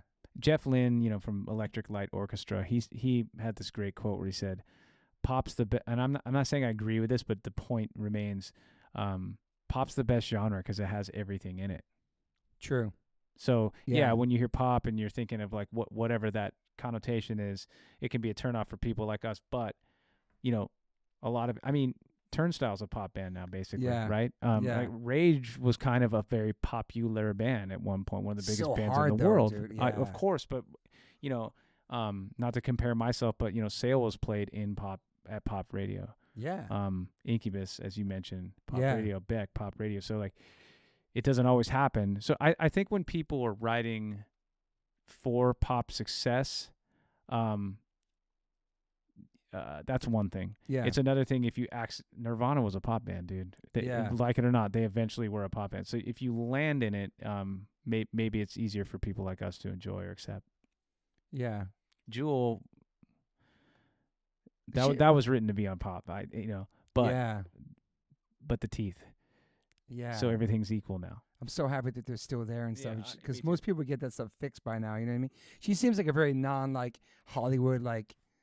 Her story is unbelievable. And she doesn't even live in LA or something. Yeah. I think she lives in the woods somewhere, but she was on a podcast and her life story is incredible. There should be a movie about her. She had to deal with her family. I think her mom stole money from her when she was successful. Wow. Like she lived out of her car. She's from Alaska. She's legit. You think she's all right with that song, just living? It's such a big song, but we know the industry yes. too as well. Yes. It could seem like that, but who knows? Well, she's done a bunch of other stuff too. Like, so I'm a new father, and so children's music is now played in my world Nice. like it never was before. And we're at my mom's house, my parents' house, and there was like nursery rhymes by Jewel on like kids that's Pandora or cool. whatever. I'm like, these are awesome, and some of them are original. And I text her a screenshot of what was on the TV, Pandora or whatever, and she said actually that I won't share exactly what she said, but yeah. she alluded to it being very successful for her. Oh, that's awesome. Yeah. Does she have kids? Yes. That's cool. Yes. Her Instagram's cool too. Yeah, I follow think I'm her gonna on follow social after media. this, yeah, She's 'cause cool. I saw something recently about her, and I looked at her thing. Yeah. Like, she's always in the woods and doing like. Yeah, she does cool stuff. She's more Um, badass than us, I think. Did people love the covers record as much as I love it? It came out. Thank you. I love it, dude. Look, it came out at a weird time. I don't know. It's hard. Oh, it came out 2022. Yeah. So Yeah. So I had a record. The fourth AWOL record Yep. came out Angel Miners and Lightning Right. Riders. Yeah. right after the lockdowns happened. 2020. So like, I had a song called The Best that was starting to do really good at radio. People were getting excited. We're playing, everybody's got their story before the lockdowns, and Yeah. we're playing we played the NHL All-Star game, and we're playing that song as people are skating out. I'm like, this is cool. This is going pretty good. All right, That's sick. this is fun. And then boom, everything shuts down. I'm like, oh, okay, so that's this, and I have a record coming out. Like, what do I do? And I immediately knew, okay, well, this is going to be a thing for a while, not 2 weeks. It's going to be a while. Oh, yeah. And, I knew it'd be a while. I don't know how I knew that, but I just did. So I immediately pivot. I try not to hit my head against the wall when life makes a huge U-turn or a left turn or a right turn, right? That was a huge one, though. It was the hugest. and I'm looking at it going, okay, well, I don't really want to make another original record because I just put my heart into this. It's a And lot. I'm not complaining, like, I'm okay and stuff, but the covers record was my way of dealing with not being able to see anyone or not being Yeah. able to play shows. I'm like, well, at least I could get, be productive and have fun and connect through music and not be living in complete fear, and it was a way to connect with people. And, but I don't know how you guys feel or the listener feels, but it just seemed like people weren't really interested in new music at the time Yeah. because life was so heavy, whichever way you're, place you're coming from or I agree. exist in. So like, I didn't want to make new music. I just wanted to go back to, all these all these songs existed at a time when we weren't locked down, for example. Yeah. And I found myself driving around listening to like yacht rock, dude, and like whatever 90s, 80s music that made me feel like a kid again when this wasn't going on. Yeah. And so I feel like most listeners were that way.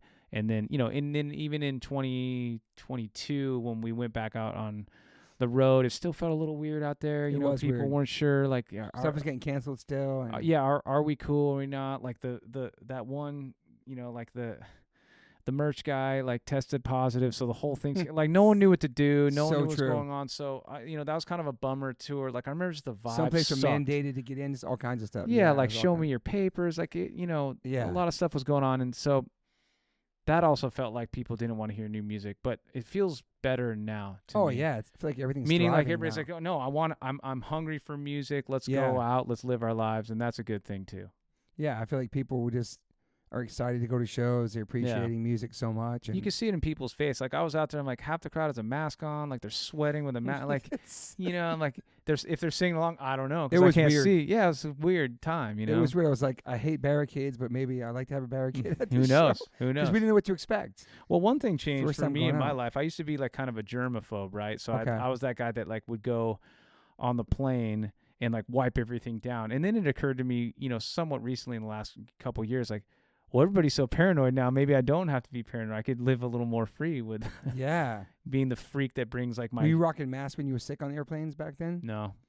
I you know, dude, no one wore masks before this all happened, right? Like, I mean, of course, some people. In Japan when I went to it, yeah. First time I ever saw Correct. it. But yeah. that was part of the culture, and Which I thought was really respectful. totally. And usually they were wearing it if they felt sick, Exactly. and that's very respectful. But, I just remember, like, we all remember. This is the worst topic too because we all want to move on. But I remember I going know, like I know. walking to the store, like, oh, this is really happening. That guy's wearing one now, and here it is. You know? It was surreal, dude. Thinking about it now. It's like a movie. Yeah. But I remember I did wear, like, on one of the last tours I did for some weird reason, me and my friend Dan Smith went to Europe, and we both had masks on. I don't know why, because just the air on the airplane's disgusting. It's like a really unhealthy place. Airplane's like the worst place you could be. And I've never done. We both did it it was 2019. Mm-hmm. We did it, and then after that, I was just. Some people had them on the flights who were See, that was sick. punk rock to do it then. Though. Yeah. 2019. That was. It punk wasn't rock. mandatory. We just doing it. It was just like, I just don't know why we did it. You know. I also learned though, like through all this, that I think airplanes have HEPA filters on them. Is that what they're What is called? They're that? actually they filtrate the air better than I knew before this all happened, right? Because I was always like, Interesting. this is disgusting. It's a germ trap, and I'm gonna get sick. Because you know, if you lose your voice, you can't. The show is over. You can. I mean, you could fake it or whatever. I've Get just been through. talking about this for weeks, dude. Yeah. Sleep is so key. All that. Sleep is key, and you know, not partying is very helpful.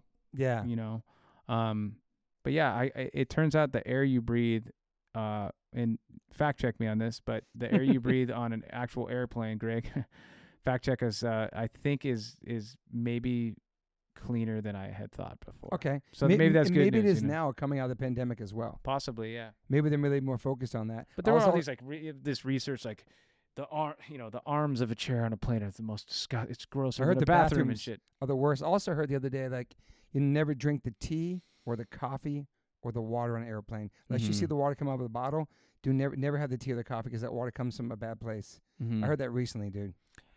Also, I don't drink neither of it, but I'm just warning the Right. listeners. That's what I was told. yeah. You fact check that too, Greg Flag. Well, you could run some sparkling water because the distortion in the water, as I call it, kind of makes it seem like maybe it's not as bad for you. So are you less of a germ freak now?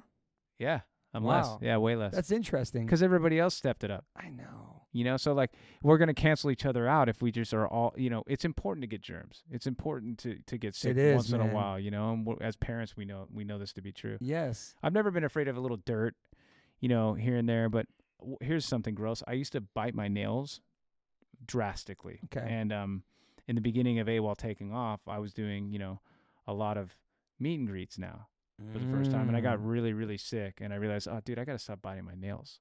You know. That's the cause of it. That's interesting. Yeah. Maybe that's why my son gets sick. He's always biting his nails. What a little freak. I just blew up a spot in the podcast. But that I always think it's from surfing because he's always getting weird from surfing because the water's so nasty too. I never got sick from surfing. I think we surf such like swamp places that maybe we became immune to germs like Rivermouth up north and Oxnard and stuff like it smelled weird and we would just surf it anyways, you know. Okay. Like, trying to find waves, it's hard to find waves over Malibu, like, you know, the water is like exposed and blown out, you know, and but there was no one out because everybody's afraid get sick, but when Yeah. you're young, you feel like you're invincible, so we would go out anyways. This dog is making me so hot, dude. Really? By the way, You can push her out of the way. is she cuddly? Can I move her? She's so cuddly, Okay. but yeah, she can. Okay, cool. You also Just a had little you bit. also had a fire and lost your studio, correct? Yeah. This The is Woolsey inside fire. information from Greg Flack. Yeah, the Woolsey fire took my studio. What year was that? This is like 5 years ago now, Oh, so okay. like whatever, 2018 or 19. So everything in there gone. Mm-hmm. Everything gone. Not even like a drum, key or something like this. Wow. It was heavy, but so many people lost their homes. It's hard for me to feel pity. What area is this in again? Was it Malibu? Up Fred in the Durst. mountains. Fred Durst lost everything too as well. Mm. He lost He lost his home. He was actually on the news Mm-hmm. in front of his house. He wouldn't leave the house, but he lost so much of his original stuff there too. Wow. Well, now they're playing stadiums. I know, but he lost a lot of like really important things Yes, there too. of course. Yeah, not to. And I'm not trying to name drop, but he came to my house that Christmas. That's Uh-huh. when the first time I met him through my friend Tall. Super nice, awesome human. But yeah, I remember him telling me about that. But there's like a lot of original Limp Bizkit Mm-hmm. dats and all that kind of stuff there too. I've heard so many Limp Bizkit stories, It's crazy because and I don't know if they're true or not. I heard the most insane Fred Durst story. He's been on this podcast, but not as Fred Durst. What was he as? He's as the pool guy. So if you listen to episode Pool Guy for listeners, Okay. it's him as a different character. Sure. And we freestyled the whole thing about him cleaning Mhm. pools. But now he has a whole different like thing on stage and this whole. It's impressive. It seems like he keeps doing something new. It is. He's New reinventing Metal himself. Cowboy was pretty cool. Sick. Yeah, that was kind of sick. Now he's got the guy with the curly gray afro about to go on tour, Loser Tour coming up this week. Mm-hmm. But if I'm glad I met him now and not back then. Yeah. The 'Cause he was a backwards red different- cap was hard for us hardcore Especially kids, I people think, in you the know? New York scene too. There was a Yeah. thing like, who is this guy? Where's he from? Florida? Why is he wearing a Yankees hat? It was shot his video rolling. The video with Method Man through Lower East Side. Mhm. It was an interesting time. Sure. like, but then you meet him as it has exploited tattoo. He knows all about hardcore and Mhm. He's a smart guy. Yeah. Smart business guy as well, seems. yeah. I don't know. Don't know Fred. Back to Guy Osiri though, Let's go. and Maverick. These were other mistakes I made that I said no to. Guy wanted Flea to play all the bass. Like the record was done. He's like, I really want Flea to come play on this whole thing. And we're like, no, we're a band. But that would have been pretty cool. Todd, What? our bass player, was great though. But on an experience level, it would have been neat to maybe have him play a song. But we're like, no way. But why do so we're stubborn there. And he also wanted Fred to direct the video for the song 18 that K-Rock was playing, and we said no. We said, fuck no, man. Guys are so punk. Yeah, exactly. He's whatever. And like looking back, those are two moves that would have been very helpful There's always like on a punk, business level. punk Really. rock guilty of having success. There's all this weird Yes. kind of Yes. ethics and shit, right? Mm-hmm. You can't be successful. You can't like pay your bills. You have to keep struggling. You can't. Mm-hmm. What's a sellout? What isn't it? That shit's so fucking. Success can be very punk rock too, though. Absolutely, man. Especially how you deal with it and use it. You know what I Mhm. mean? It's interesting though. He said no to both those people. Wow. Mm-hmm. I wonder what would have been different if they did do it, like you would play it on it, or Fred did your video. I wouldn't have been. I wouldn't have. Who knows, right? Who knows? Yeah. But I wouldn't have ended up doing my own thing. Yeah. For better or for worse. I wouldn't have been able to really, look in the mirror and go, you did it or you didn't do it. And that's been the best thing, and especially going now into doing this without a label at all. Yeah. We have a distro partner, and that's it. But like on this new record called The Phantom 5, which I should mention at some point. mention that. Yeah, man. that thing comes out. I don't know when this will air, but that comes out in September. Okay. So, But but Barbarians comes out in October. yeah, Barbarians of California comes out in Yeah. October. A couple songs were slow dripping out. The next one's called Bazooka that comes out in like 2 weeks, which is going to have a video with all Mike Mo's skate shit. He was able to Oh, that's share that cool. with me, and I'm like, can I just release this? And he's like, yeah, us skaters, we don't give a fuck about that. I'm like, cool. So don't sue That's me, cool. Spike Jones, because some of it may have been from the video he did, but who cares, Mm. So what was I talking So about? two records coming out. One Yeah. one in September, one in October. Oh That's yeah. awesome. So yeah, not being bound to any labels is a fun thing, because for both those bands. for both, yeah. Wow, that's so it cool. was like with the AWOL stuff, it's always tricky to pick the single, and then usually there's a head of radio that has an opinion. I've never really had an A&R guy with AWOLNATION. I've been very lucky that I don't have that. That's It's always cool. been like a president of a label and then just us, That's been nice. But, labels can't help but be labels, and I legally can't even talk about like some of these guys, but but what, and that, and that's how I was able to be free, really. But it was nice, Burko, manager, saying like, well, what do you want to go with first on this record, at radio? And I chose the most personal song and the one that meant the most to me and the one that I quite honestly liked the very most, instead That's of awesome. what's the shiny object that sounds like a radio hit or whatever. And so far it's been going surprisingly way better than I thought it would, just based on that decision alone.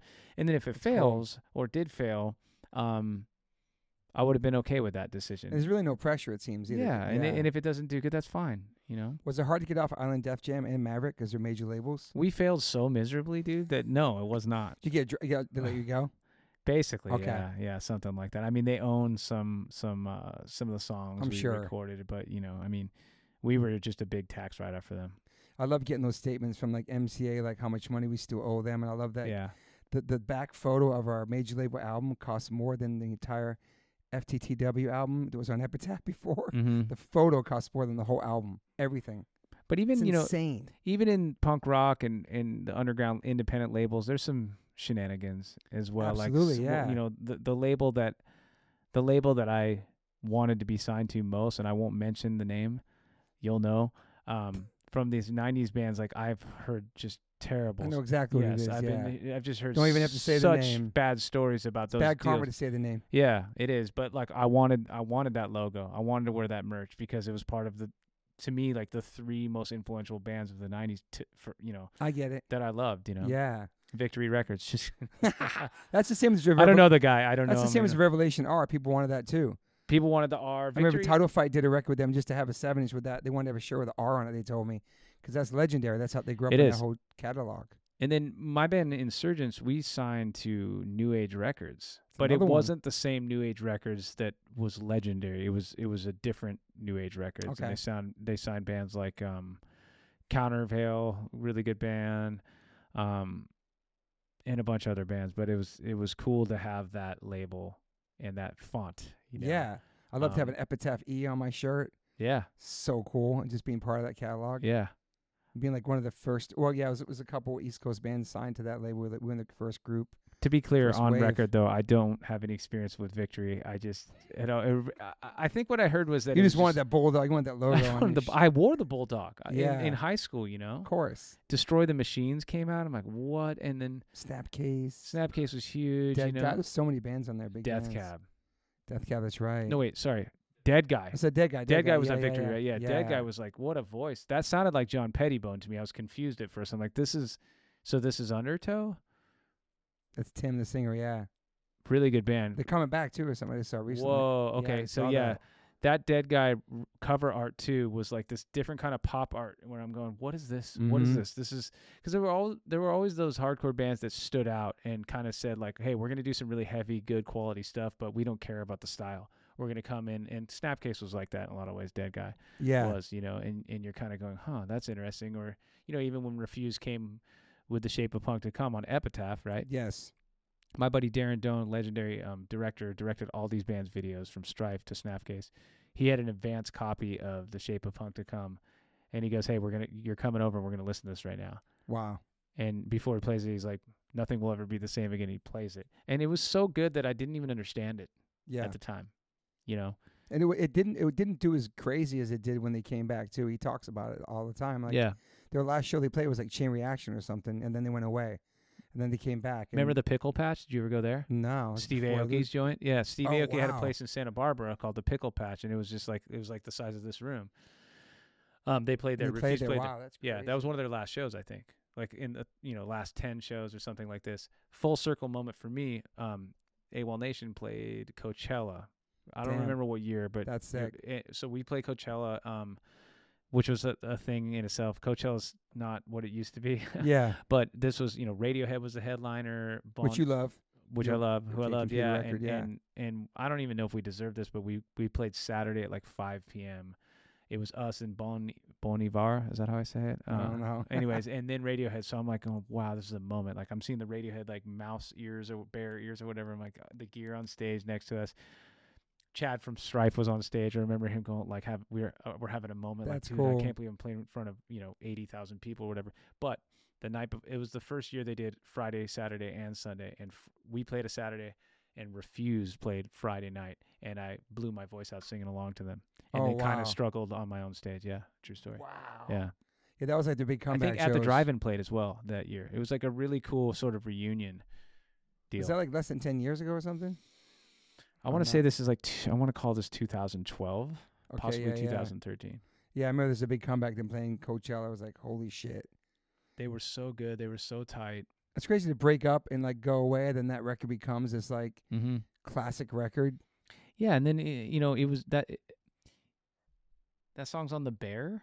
Oh, like, yeah, you're right. It was. Yeah. Aaron's like, my wife's name's Aaron. She's like, also a weird thing. That's pretty cool. Different spelling. We didn't plan it. That's like Jamie Joss and his lady, another band Jamie. I never talk about, Hatebreed. So Jamie and Jamie, that's Jamie Joss's lady. Yeah. Hatebreed came into town and played Calvary Church in Westlake, where we all grew up in that area, and it was like, what? There's a show at this church. They played and they borrowed my band Insurgence's gear. They were really good. They had that Under the Knife demo tape, I think it was. Jeez. And it was like a monkey and a knife. It was like the photos, kind of gross. And anyways, they played and like, oh, this is like some other tough guy Florida shit, right? And but the riffs were good. And I remember then their record came out. Was that on Victory or was that Epitaph? Yeah. That was Victory, right? Yeah. Okay. It was their first full length, and it comes out, and I remember thinking they're definitely gonna thank us because we loaned our gear. And I open it up, and it's like longer than the Bible itself, like the amount of thank yous, and we weren't in there. I'm like, what the fuck? We loaned you guys like multiple half stacks, and you didn't even thank us. You think these other guys because that's what it was all about. You just wanted to be thanked on this. Thank you list was so important. It's so exciting to read the thank you list. Eric made it. Eric just brought up for the Barbarians record. He's like, should we do a thank you list old school? I'm like, yes, let's do a thank you list. Dude, it was so fun reading those on the Both records. of you will be on the thank you. The dog's going to be on the thank you. I'm not going to thank Hatebreed, though. I got beef with Jamie for not thanking me back then. It was so important, the thank you list, man. It's crazy. Does he have a hip-hop record he did? Like some solo thing? Because I heard something that was pretty good. I don't know if he just rhymes. I didn't say rhymes. He had a thing called Ice Pick with Isaac from Crown of Thorns. He had a bunch of different projects, yeah. What, like a hip-hop project? Oh, yeah, I feel like I looked up his name and some solo thing, and Eric and I saw this. Josh the 13? Because that was like one of his first groups he had, Yeah.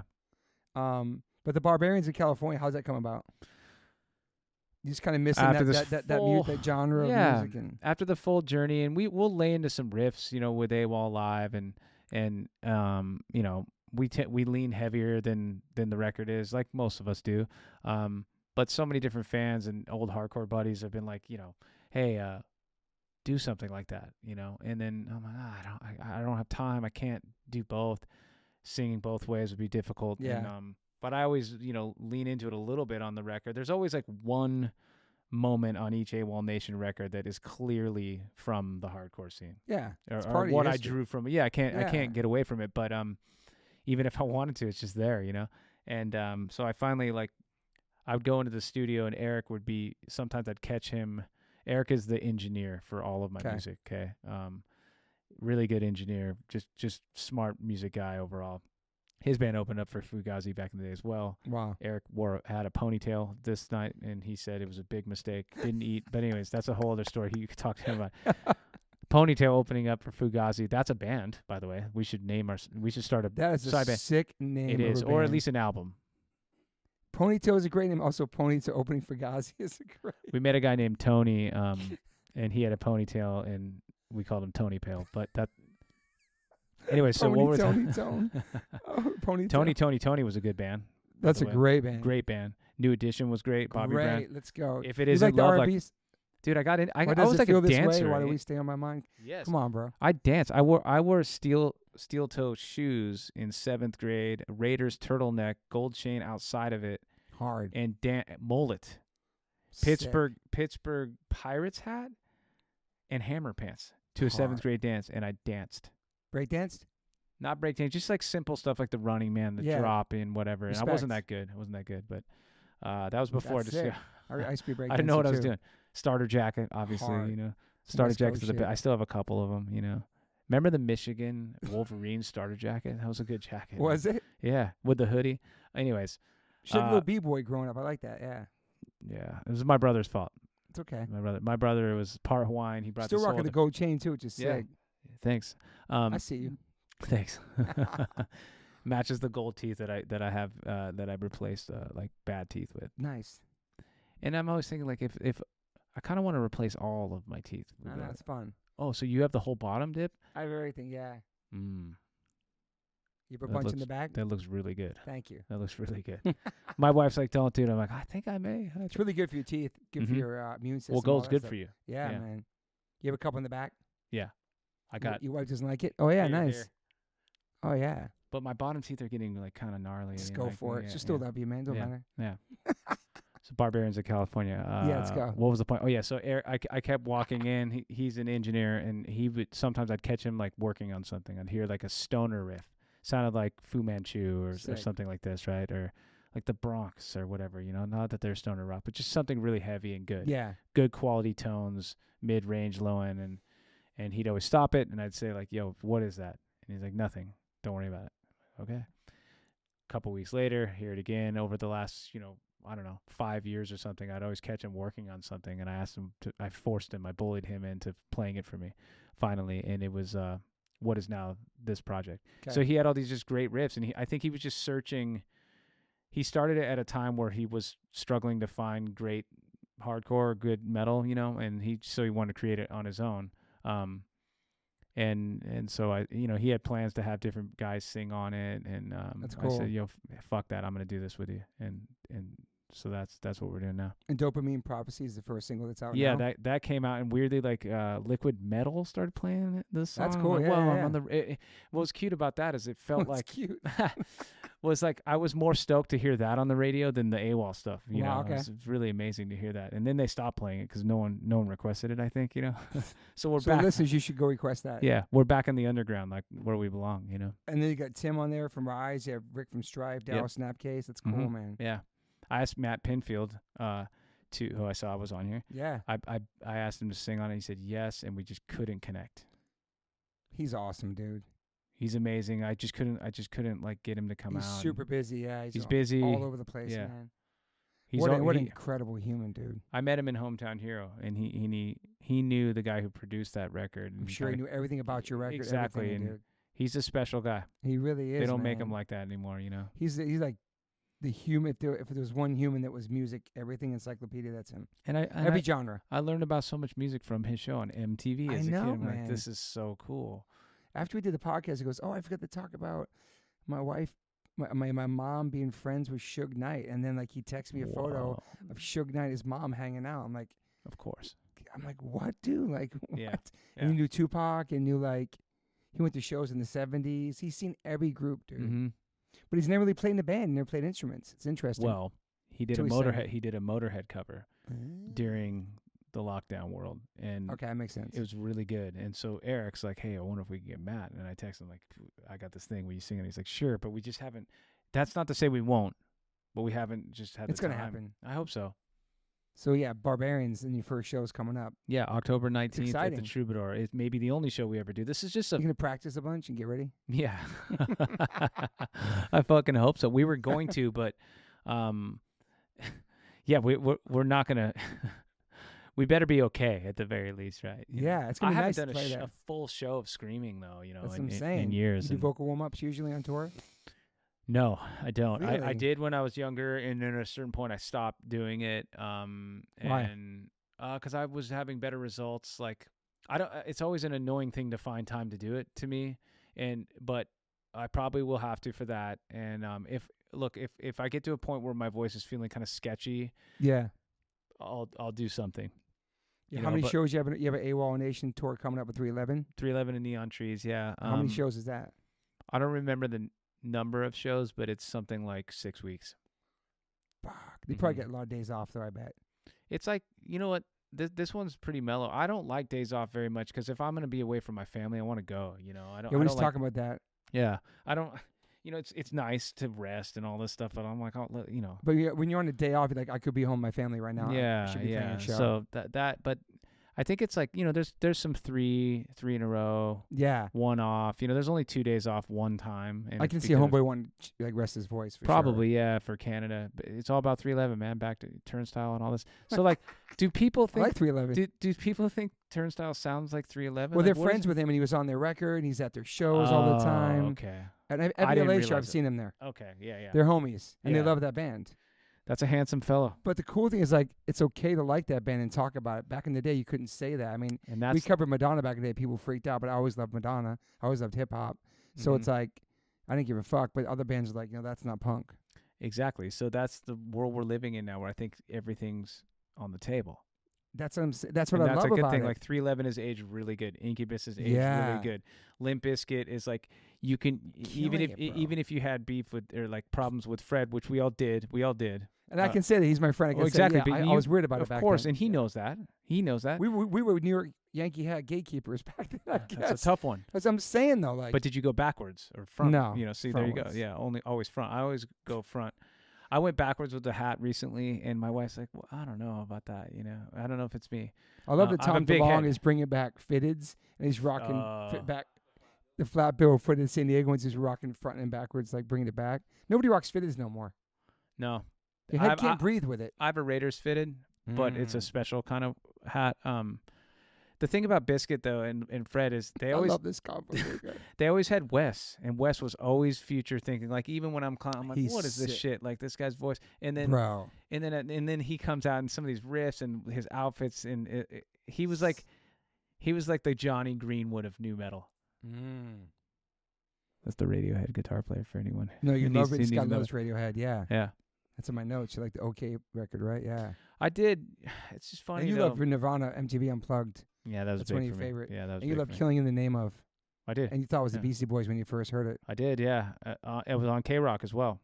And Love I've told that. both cool full circle moment. I've told Mike D that, and I've told Tim. You love the From Flaming Lips too. Love the Flaming Lips. And Grohl was one of your favorite drummers. Yeah, I've been trying to Like play that, like Grohl for a long time. You know, He's incredible, man. He I is. saw him at Scream back in the day. mm-hmm. It was pretty sick. Fast, really. You know how those fast beats are really hard to kind of decipher what's going on. Yeah. And he like the early footage of him playing in Scream, which ended up being in that Nirvana Montage of Heck documentary, beautiful documentary, obviously. But when they showed Dave playing drums, you could hear every note he's hitting. Yeah. And actually, the Foo Fighters, funny story. Nate Mendel, the bass player, his ex-wife, and I became friends a long time around the Insurgence era, Okay. and we were touring through Washington, and I, convinced her to convince him to come to the show. We played for like 20 people, and he was one Wow. of them, and he was like really stoked on our commitment and excitement and positivity on stage, even though we weren't probably very good that night. I think the energy and the youthful excitement and the hardcore thing kind of brought him back, right? That's cool. And to see you get excited to play to 20 people, Yeah. just appreciate that too. And so then a couple That's years cool. later, I'm in Hometown Hero now. I'm singing and trying to get a record deal. And I called Nate and just begged him, like, "Hey, could we open up for the Foo Fighters?" We're totally unprepared, but Like you did for Strife.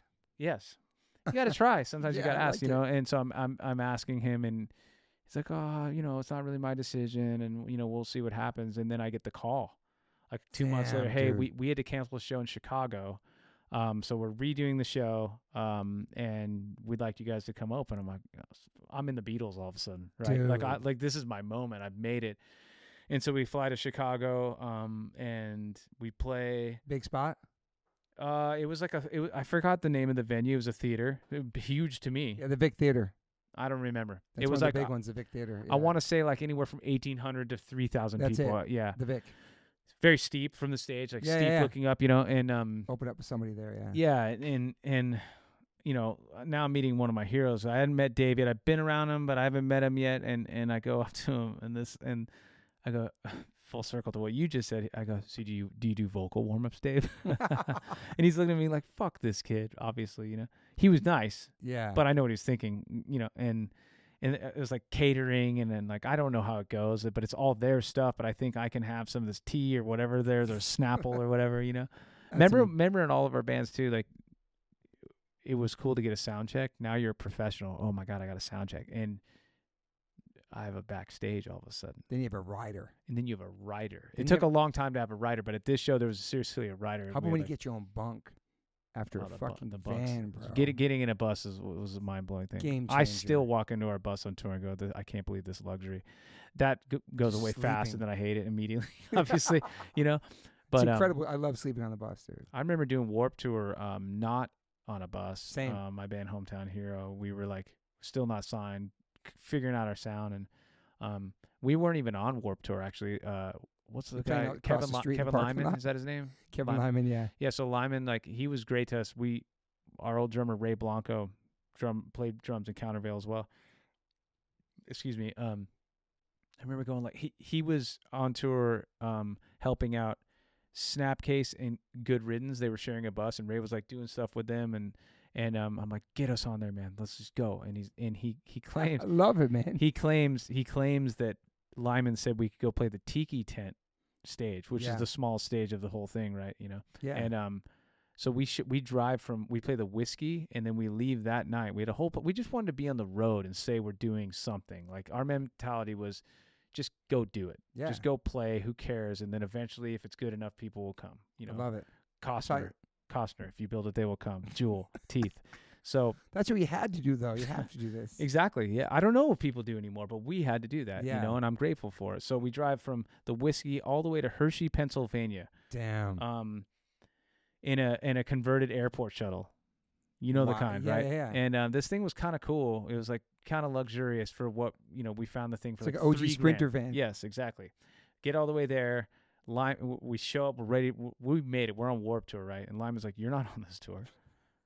And I'm like, "Ray, did you even? Oh my! Is it confirmed that we're on this tour?" He's like, "Kind of. I don't know." And then Ray's so charismatic, he actually convinced Lyman, like, he mind controlled him that we were, and then we were on the tour, and we got meal tickets and everything. Wow! But driving through the night was so insane. Overnight are brutal because you're driving through the night, and so we did that, and then. The band Save Ferris, remember that ska band? They did the cover song "Come On Eileen," I think was their big thing. Cool band. I forgot the singer's name. Super cool. She was lovely. She let me sleep in her bunk to take a nap one day, and that was my first bus experience. So I'm like, if I could ever be in this air conditioning, oh my God! And it was in Ventura, California. Dude. The van to the bus, bro. It's just like, nope. I'm going to Europe in a couple weeks. We do a Sprinter because it's like 7 shows, but it's like. Just to the bus is just such reality, man. Sleep is so important on tour, more than anything for your voice, man. The buses in Europe are much better, too. Yeah. Cleaner. So you don't do warm-ups? You never really lost your voice? I have, yeah. But, you know, I used to smoke cigs and stuff. That doesn't help. Yeah, that was Dave Grohl harmful. style still. Yeah, and... You know what he does? He chews gum on stage, so I started copying him. He chews bazooka gum. It keeps your shit lubricant.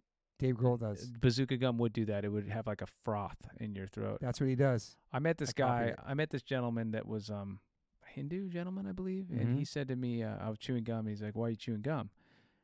And I was like, "I don't know, for my breath, you know, to help you out, really." And he said, "Don't ever chew gum again. It dehydrates you." Interesting. And I thought, like, that does make sense. I'm not saying to not chew the bazooka gum, but it would make sense that it, you know, takes away your saliva. I chew the natural gum now.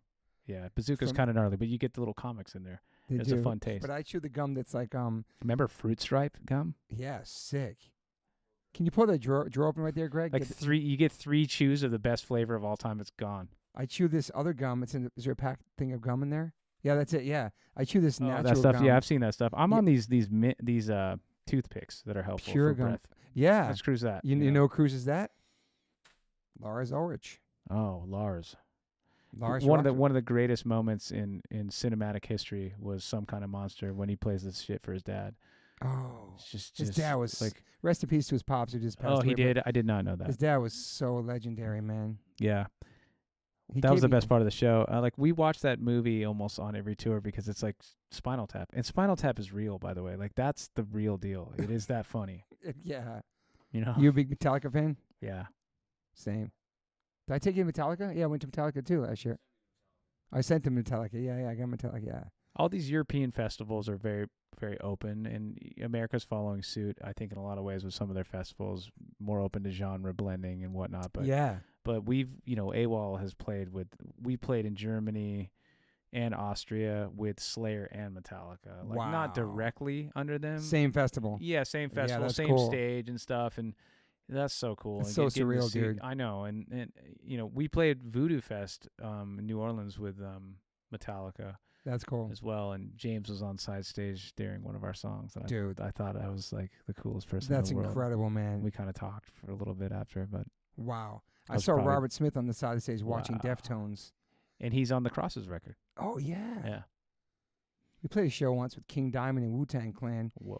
and Ice Cube in Europe. And when you're a touring American band in Europe at a festival, they don't know how big or what band you're in. So you can just pull up to the stage. Mm-hmm. You're an American dude. They see him, so we're like on stage with Wu-Tang, on stage with Ice Cube. There's a picture of H2O, Hatebreed, Agnostic Front, and Ice Cube, which I'll show you after the podcast. All of us chilling with him backstage.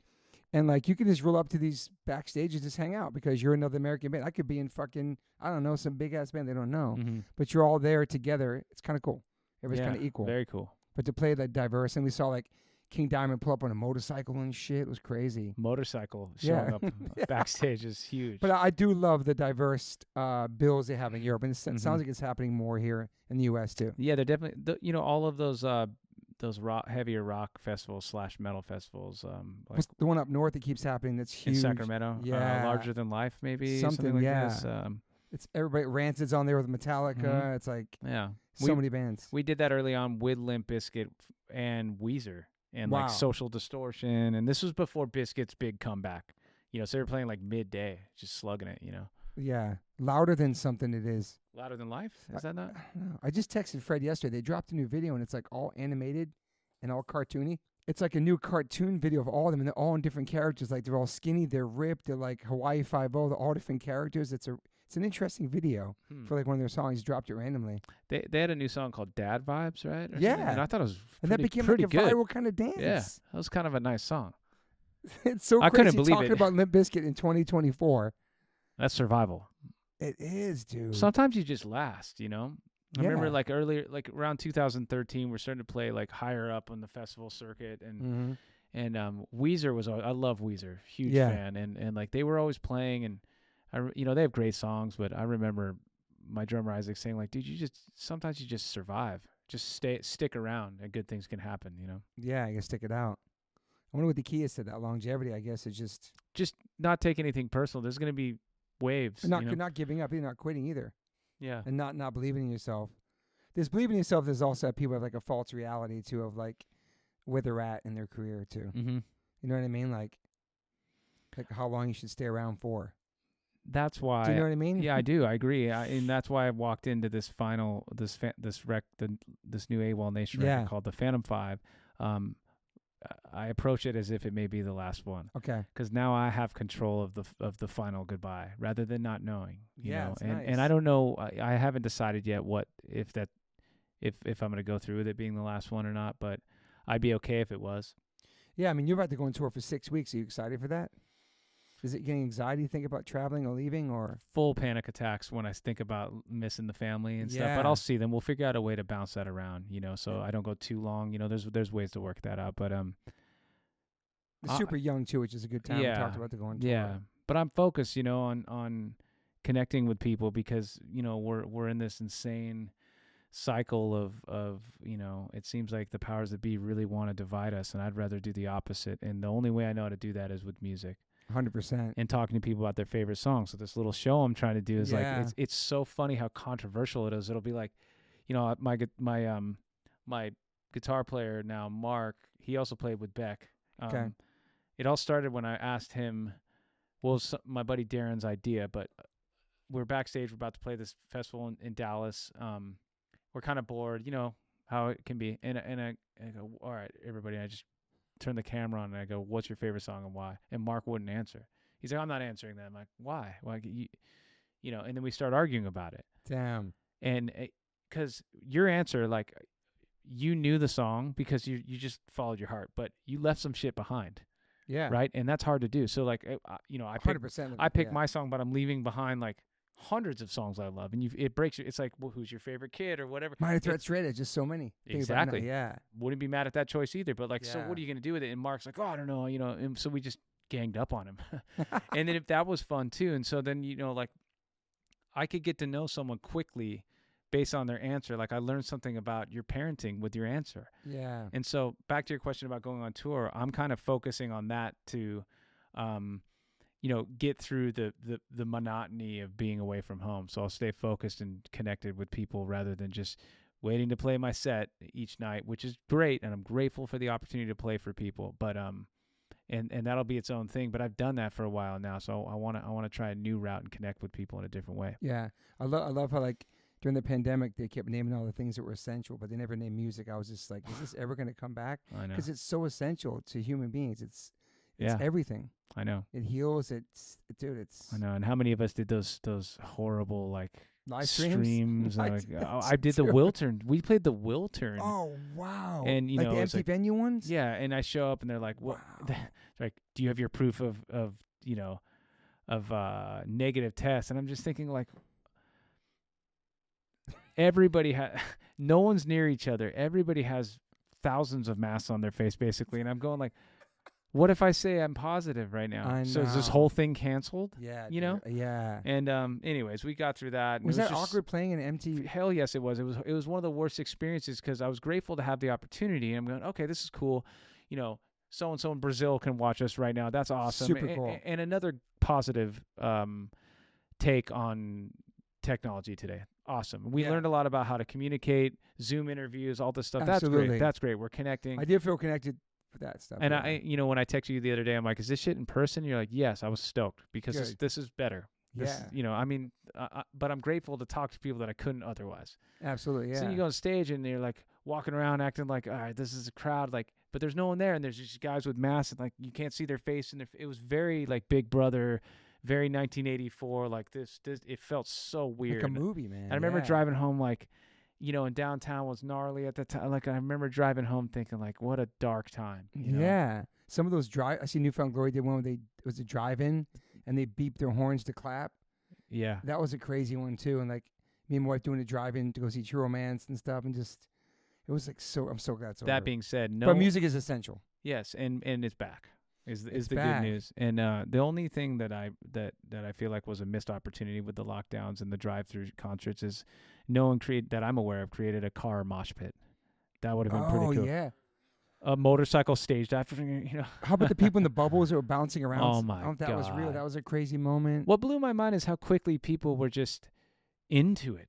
Like, we're going to go to the show, but be in pods. Like, doesn't that feel, it's like the elephant in the room. Like, I want to I want someone sweating on me, as gross as that seems now. I want someone to jump on my head or whatever, or throw. Have you seen this footage of the pint tosses at these Liam concerts? Like, no. People are just throwing beer. Like, when we go to shows, like I saw Bad Religion, I lost my shoe at the Santa Monica Civic. That's awesome. Center, and then I borrowed someone else's shoe to go back in the pit. That's my memory. I could be stealing someone else's story there. My buddy John, it may have been him, but maybe he lost his shoe. I actually don't know. I like to tell the truth. It's a good moment though. Yeah. Oh, so Liam Gallagher's having shows that people are throwing pints of stuff. Yeah, they're just throwing beer at Liam. It sounds really good from what I've saw. But it's just a river of beer being thrown, and that's part of going to a concert. You wow. Get a drink spilled on you or whatever. I got punched in the face at a Warped Tour show, like on that tour that we lied our way onto. Yeah. I was I thought I was like somebody because I had a laminate, I was kind of pushing my way because Green Day was on that tour. And a guy thought I kind of nudged his chick too hard, which if I did, it wasn't intentionally, just completely punched me in the face. Damn. And I probably, that's fine. Were you bombing out? Were you freaking out? No, it didn't hurt. It was quick. I know you don't watch the news. You spend a lot of time on social media? Like you checking messages? Or Not really, no. Stuff? I try to stay out of that as much as I can. I want to provide something to connect with listeners, but not be too concerned with comments one way or another. Yeah. And the truth is they're almost always positive. Yeah. But you could read a million good ones and the one bad one kind of hurts, Why is that? Because we're human. It's just silliness. It's humans. It's an unrealistic expectation to feel mentally strong enough to handle, negativity thrown in your way, in that, because you're trying to do something that is sincere. And it hurts to be when you're putting out music, you're sharing a part of your soul, like Absolutely. a page of your diary, and for someone to piss all over Shit on it. it hurts in a different kind of way. And I'd be 'Cause you're lying passionate to about say it. I was like above that, Same. So I try not to, I have other things in my life that mean more to me, whether it's some, family, as I've mentioned a bunch, or surfing, or doing other stuff, Yeah, living. Yeah, living. So you're not checking messages, responding No. to people. Sometimes I'll respond, but that gets a little crazy too, because if you respond, then it becomes a habit, and then now you're responding to almost too much, and there's a certain kind of expectation that is hard to meet. I'm always fascinated by other artists that like comment on every comment, and I see people spending. I'm impressed with responding that. to people, all they fighting with people. Yeah. People are crazy. Yeah. But It's a lot of time and energy. this isn't all I am, This Yeah. is like, I want more than just the music part Yeah. of, as I get older too, there's other stuff I'm interested in. What was your last real job you had where you had a boss? The last real job I had with a boss was what? Hot Topic. No, I did work at Hot Topic though, in the Thousand Oaks Mall, to follow Rick Rodney's footsteps in cool. a different way. He inspired you. So many funny stories. Our friend Brendan Kling, and to be fair, I thought it was just a punk rock store. That it was pitched to me as a store. I'd never heard of Hot Topic, but it was pitched to me as a store that sold like punk T-shirts, piercings, and sunglasses. I didn't know there was this whole. Probably did. It did do that, but Yeah. I didn't know there was this whole other weird like South Park, like goth thing. I had no idea, but whatever. And so we had fun. All our friends worked there together, but our friend Brendan Kling, who we all know and love, he bought like 1 million crickets and let out these crickets loose in the thing, and we heard all these noises. And there were crickets in like the dress section and shit, and that was hilarious. But to answer your question, I worked at a restaurant near the Troubadour for 2 nights as a host. I was hired by a gentleman by the name of Mark Weistrek, who's the singer of a country band called Midland, who's a successful band. He hired me. I was down and out. I'm like, I really need to make some cash to like buy food now. I'm at that point. And he hires me as a host. I show up, and the manager says like, he can't hire you. You're not hired. I'm like, well, I'm here, So he's like, okay. So I worked 2 nights, didn't get paid, and then I signed with Red Bull Records. Wow. Right around that time. And the person who had the job before Mark was the guy who played Superman. What's his name? Yeah, the newest Superman. Oh yeah. Yes. Is it Henry Cavill or something like this? So that was it. You worked it before. Yeah. that? So when Superman, Wow. Midland, me. That's crazy. In no particular order. What about some daily rituals you have? I'm not as cool as Superman. I'll tell you that right now. Like, I love Superman, and people hate on Superman because of the tights and the whole thing. But like, He's cool. I like Batman. he's pretty cool. I know. Better See, though. everybody loves Batman and love Spider-Man, and I'm Oh, down. Spider-Man's sick. Spider-Man's sick, and I'm down with all of them. But Yeah, Superman, why did they shit on Superman? He doesn't get enough props. It is I just think he's kind of corny, the American way and all that. And but I don't know. Rituals, daily rituals. You coffee guy? Yes, drink coffee a lot. I do a lot of fasting as well, so I'm drinking. What kind coffee. of fasting? I'm interested. I do well, the same. I try to go as long as I can. Just water fast? Coffee, and I'll allow some. Wait a second. You talking about a coffee fast?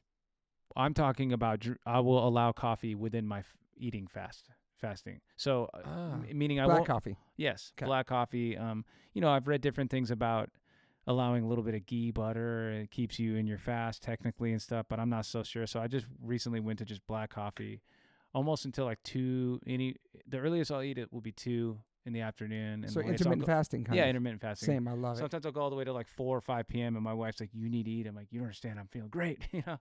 So drinking a lot of water too, obviously. Yeah, drinking a lot of water. All You ever day. do a water cleanse? No. I'm about to do it with my bass player. He does them all the time. He's like a 72 hours of just water, and you can have like bone broth or vegan broth. Oh, that's good. And If you could electrolytes. have bone broth, that helps a lot. Or then just electrolyte packets. It I resets fuck- the enzymes yeah. in your stomach and stuff. Yeah, so I have electrolyte packets as well throughout the day, and that helps. I just kind of switched my brain from feeling like I was starving and tricking it into thinking I was tapping into a certain kind of energy source, and then I feel like really, really good.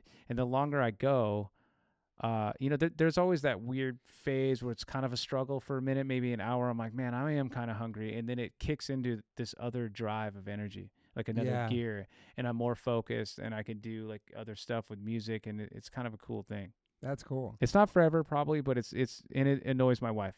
Yeah. Cause especially she's making food too or something. Yeah. Yeah. And it's just like,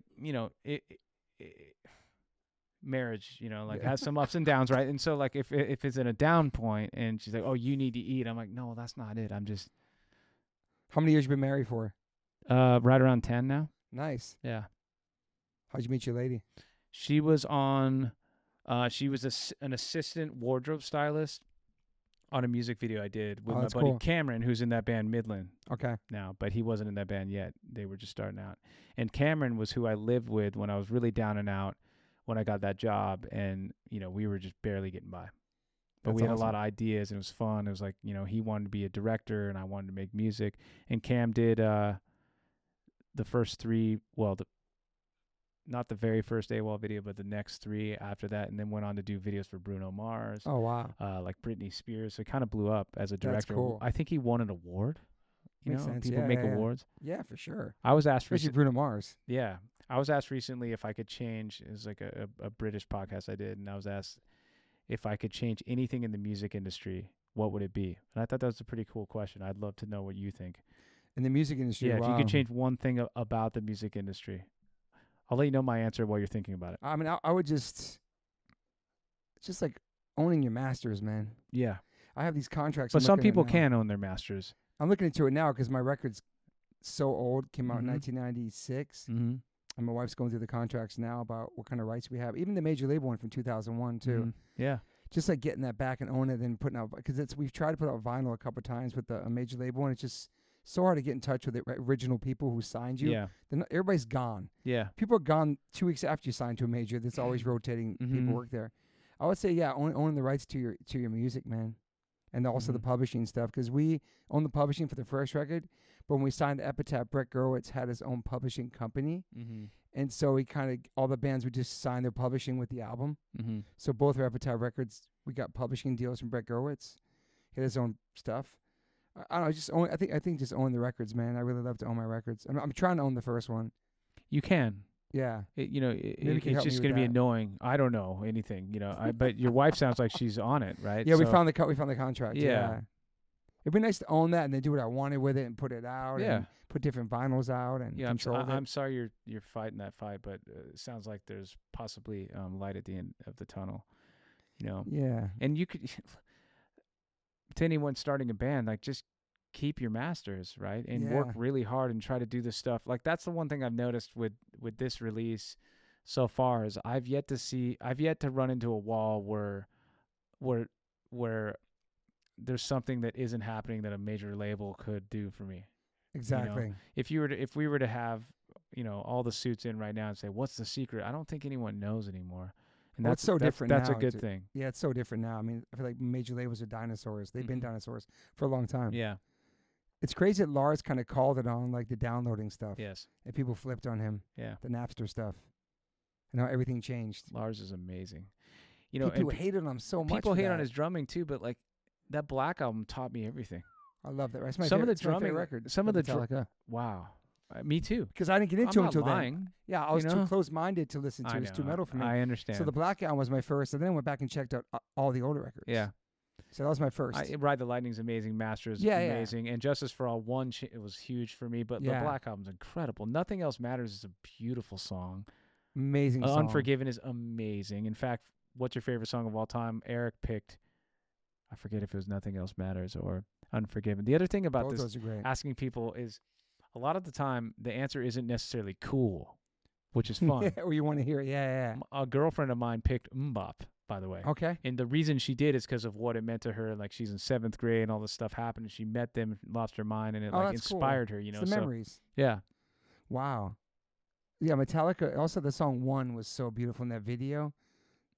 Yeah, One made me go, oh, that could happen to someone? Was that like the first video? Like for them? Kind of ballady video? I think One was the first kind of slow song. It was scary. Yeah. What a horrifying concept. It's a crazy video. But I think that was before the Black album, wasn't it? It was, yeah. Yeah, and that was like the first kind of ballad. I can't Yeah, remember. they're blowing up. any- There's no bass on the whole record, basically. Oh, And some wow. people say that it's there if you listen carefully, but I don't know. I also Mm. heard that was and I don't know if this is true, but I heard that had the most amount of drum edits in history. Oh, wow. But Lars is amazing, and he's an artist. He's not technically the most proficient drummer. Everybody knows that, but his choices are key.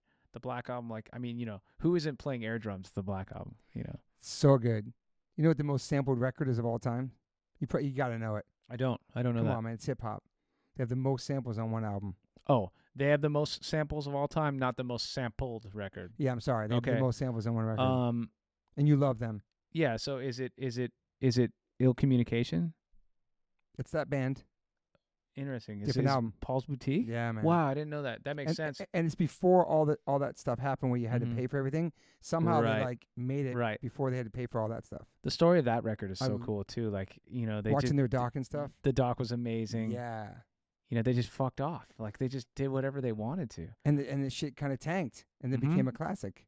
I've been asked. It's my favorite Beastie record, I think. Absolutely. I've been asked. Check Your Head was huge to me That's too. good What too, You yeah. Want? There's flannels in the forest or whatever. Like, this is Hard. amazing. The beat, the sub Yeah. is on the off kick, and like it's really cool. But Paul's Boutique, man. Paul's Fuck. Boutique is huge, and I've been asked a bunch. Like, if you could be in any band in history, which would it be? And I used to say the Beastie Boys because they just had so much fun.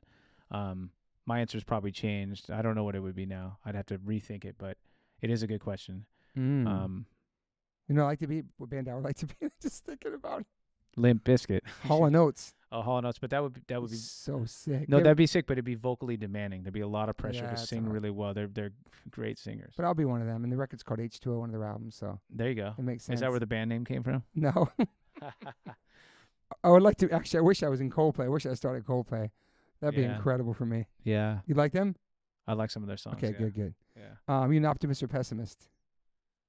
I'm a lifelong pessimist that's working on being an optimist, Love that. and I've had some success recently. Congrats. Even in the middle of the, It's a honestly, great- I've been because you wake up one day, you're like, I can't keep thinking the world's gonna end, and it I doesn't. know. And then you wake up 10 years later, like, fuck, I should have just been, a little more positive about this. My mom has said, and she says, joy is an option. Now that could almost be impossible, but if you read greater thinkers than any of us from history who have found any kind of positivity in some of the most harsh times, and found ways to get through, whether it's the way the sun hits like a windowsill or whatever, and find joy in that. Like, that's if we could tap into that, we'd be much better off. And it's hard to do. I have a hard time with it as well. But I think you have to be somewhat pessimistic to be a songwriter because you're writing about something, right? A lot That's of times. true. And, But also believing in yourself is pretty of course, positive. yeah. But Which you've always done, it seems. yeah, I always I don't know how much I believed in myself as much as I saw evidence of a high degree of openness in my listening. That's interesting, too. Any major regrets in your life? Just fucking over Guy Osiri, man. I'm just kidding.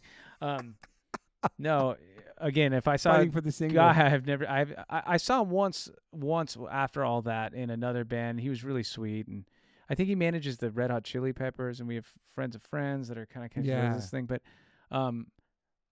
no, I don't know. Nothing. Hundreds of things. Okay, I just wouldn't know what the main regret would be. Something in music, probably? In some part of your career? Or? Well, if it's hard, that's the age-old question because everybody's like, no regrets, no regrets, no regrets. But we all have regrets, Totally. I could have handled so many different situations better, relationships with friends, girlfriends, family members. And, I suppose here's a regret, and this is a bit hypocritical, and I don't mean it to come across condescending in any way, or maybe that's not the right word, but I wish I would have realized earlier on how much I had to learn. Because I feel like I'm more thirsty for knowledge now than I ever have been. But when I was younger, I was stubborn and thought I knew shit, Yeah. And I couldn't have been more wrong about that. Yeah. Like quitting college and shit, too. Huh. No, I love that decision. Okay. You know, love that decision. You know. Yeah. I wish I went to college. Sometimes I think about that too. Mm-hmm. Had the opportunity, or just really tried to do it. See, I just struggle with authority. You know, in a lot of ways, and systems and I respect that curriculum. You know, like, okay, so you're telling me these are the things I need to learn. Well, who, again, like I said earlier, who told you that that's the curriculum? Who wrote the curriculum, and who wrote that person's ideology and so forth? So on, you go all the way back, and that could be a pessimistic view on humanity, I suppose. But I like living in this open territory of being able to, you know, receive any information I want because I'm not aligned with one way or another. True. You know, and I feel like college sometimes can program you to feel only one way. And I feel pretty lucky that I didn't get sucked into that. Yeah, so many people I talked to on here that went to college, never used any of it in their life. Mm-hmm. Went and did something totally opposite. Yeah. Wasted that time, that money, or their parents' money, or went to college and fucked around. That all to be said. I mean, you know, college can be, well, I don't know. I haven't been, but it seems like it could be hugely beneficial to some people. It just wasn't in the cards for me. Yeah. You have a top 5 hip-hop artist? LL Cool J, Eric B. and Rakim. Paid in Full changed everything, you know. I'm putting Dell in there. Dell the Funky That's Homo sick. Sapien. Never been done before. Yeah. So that's cool. It's really cool. I'm glad to be a part of that. And in some ways, I put Zach De La Rocha in there, even though it's hardcore, but he's rapping. So, like, he's an MC. If it's okay with you, I'd like to put him in my top 5. So that's 3, right? I bet Zach would be stoked to be in that top 5. Nobody's ever done that either, man. That's interesting. I've seen him around too. I've seen him at the store, and I want to be like, dude, I'm such a fan. I know Tim, but this is weird, and I just don't say anything. Yeah. So I should move on. Chuck D. Oh, yeah, of course. That's 4. And you got to ask him questions and nerd out on him. That's awesome. Yeah. And then, man, it's top 5, so I have one more in this pocket, you know. So all right, go ahead. I think I know what it is. It's a group. You say Wu-Tang? No. Because Wu-Tang, like, I couldn't even pick one. It's a West Coast group. In Wu-Tang. Well, maybe not.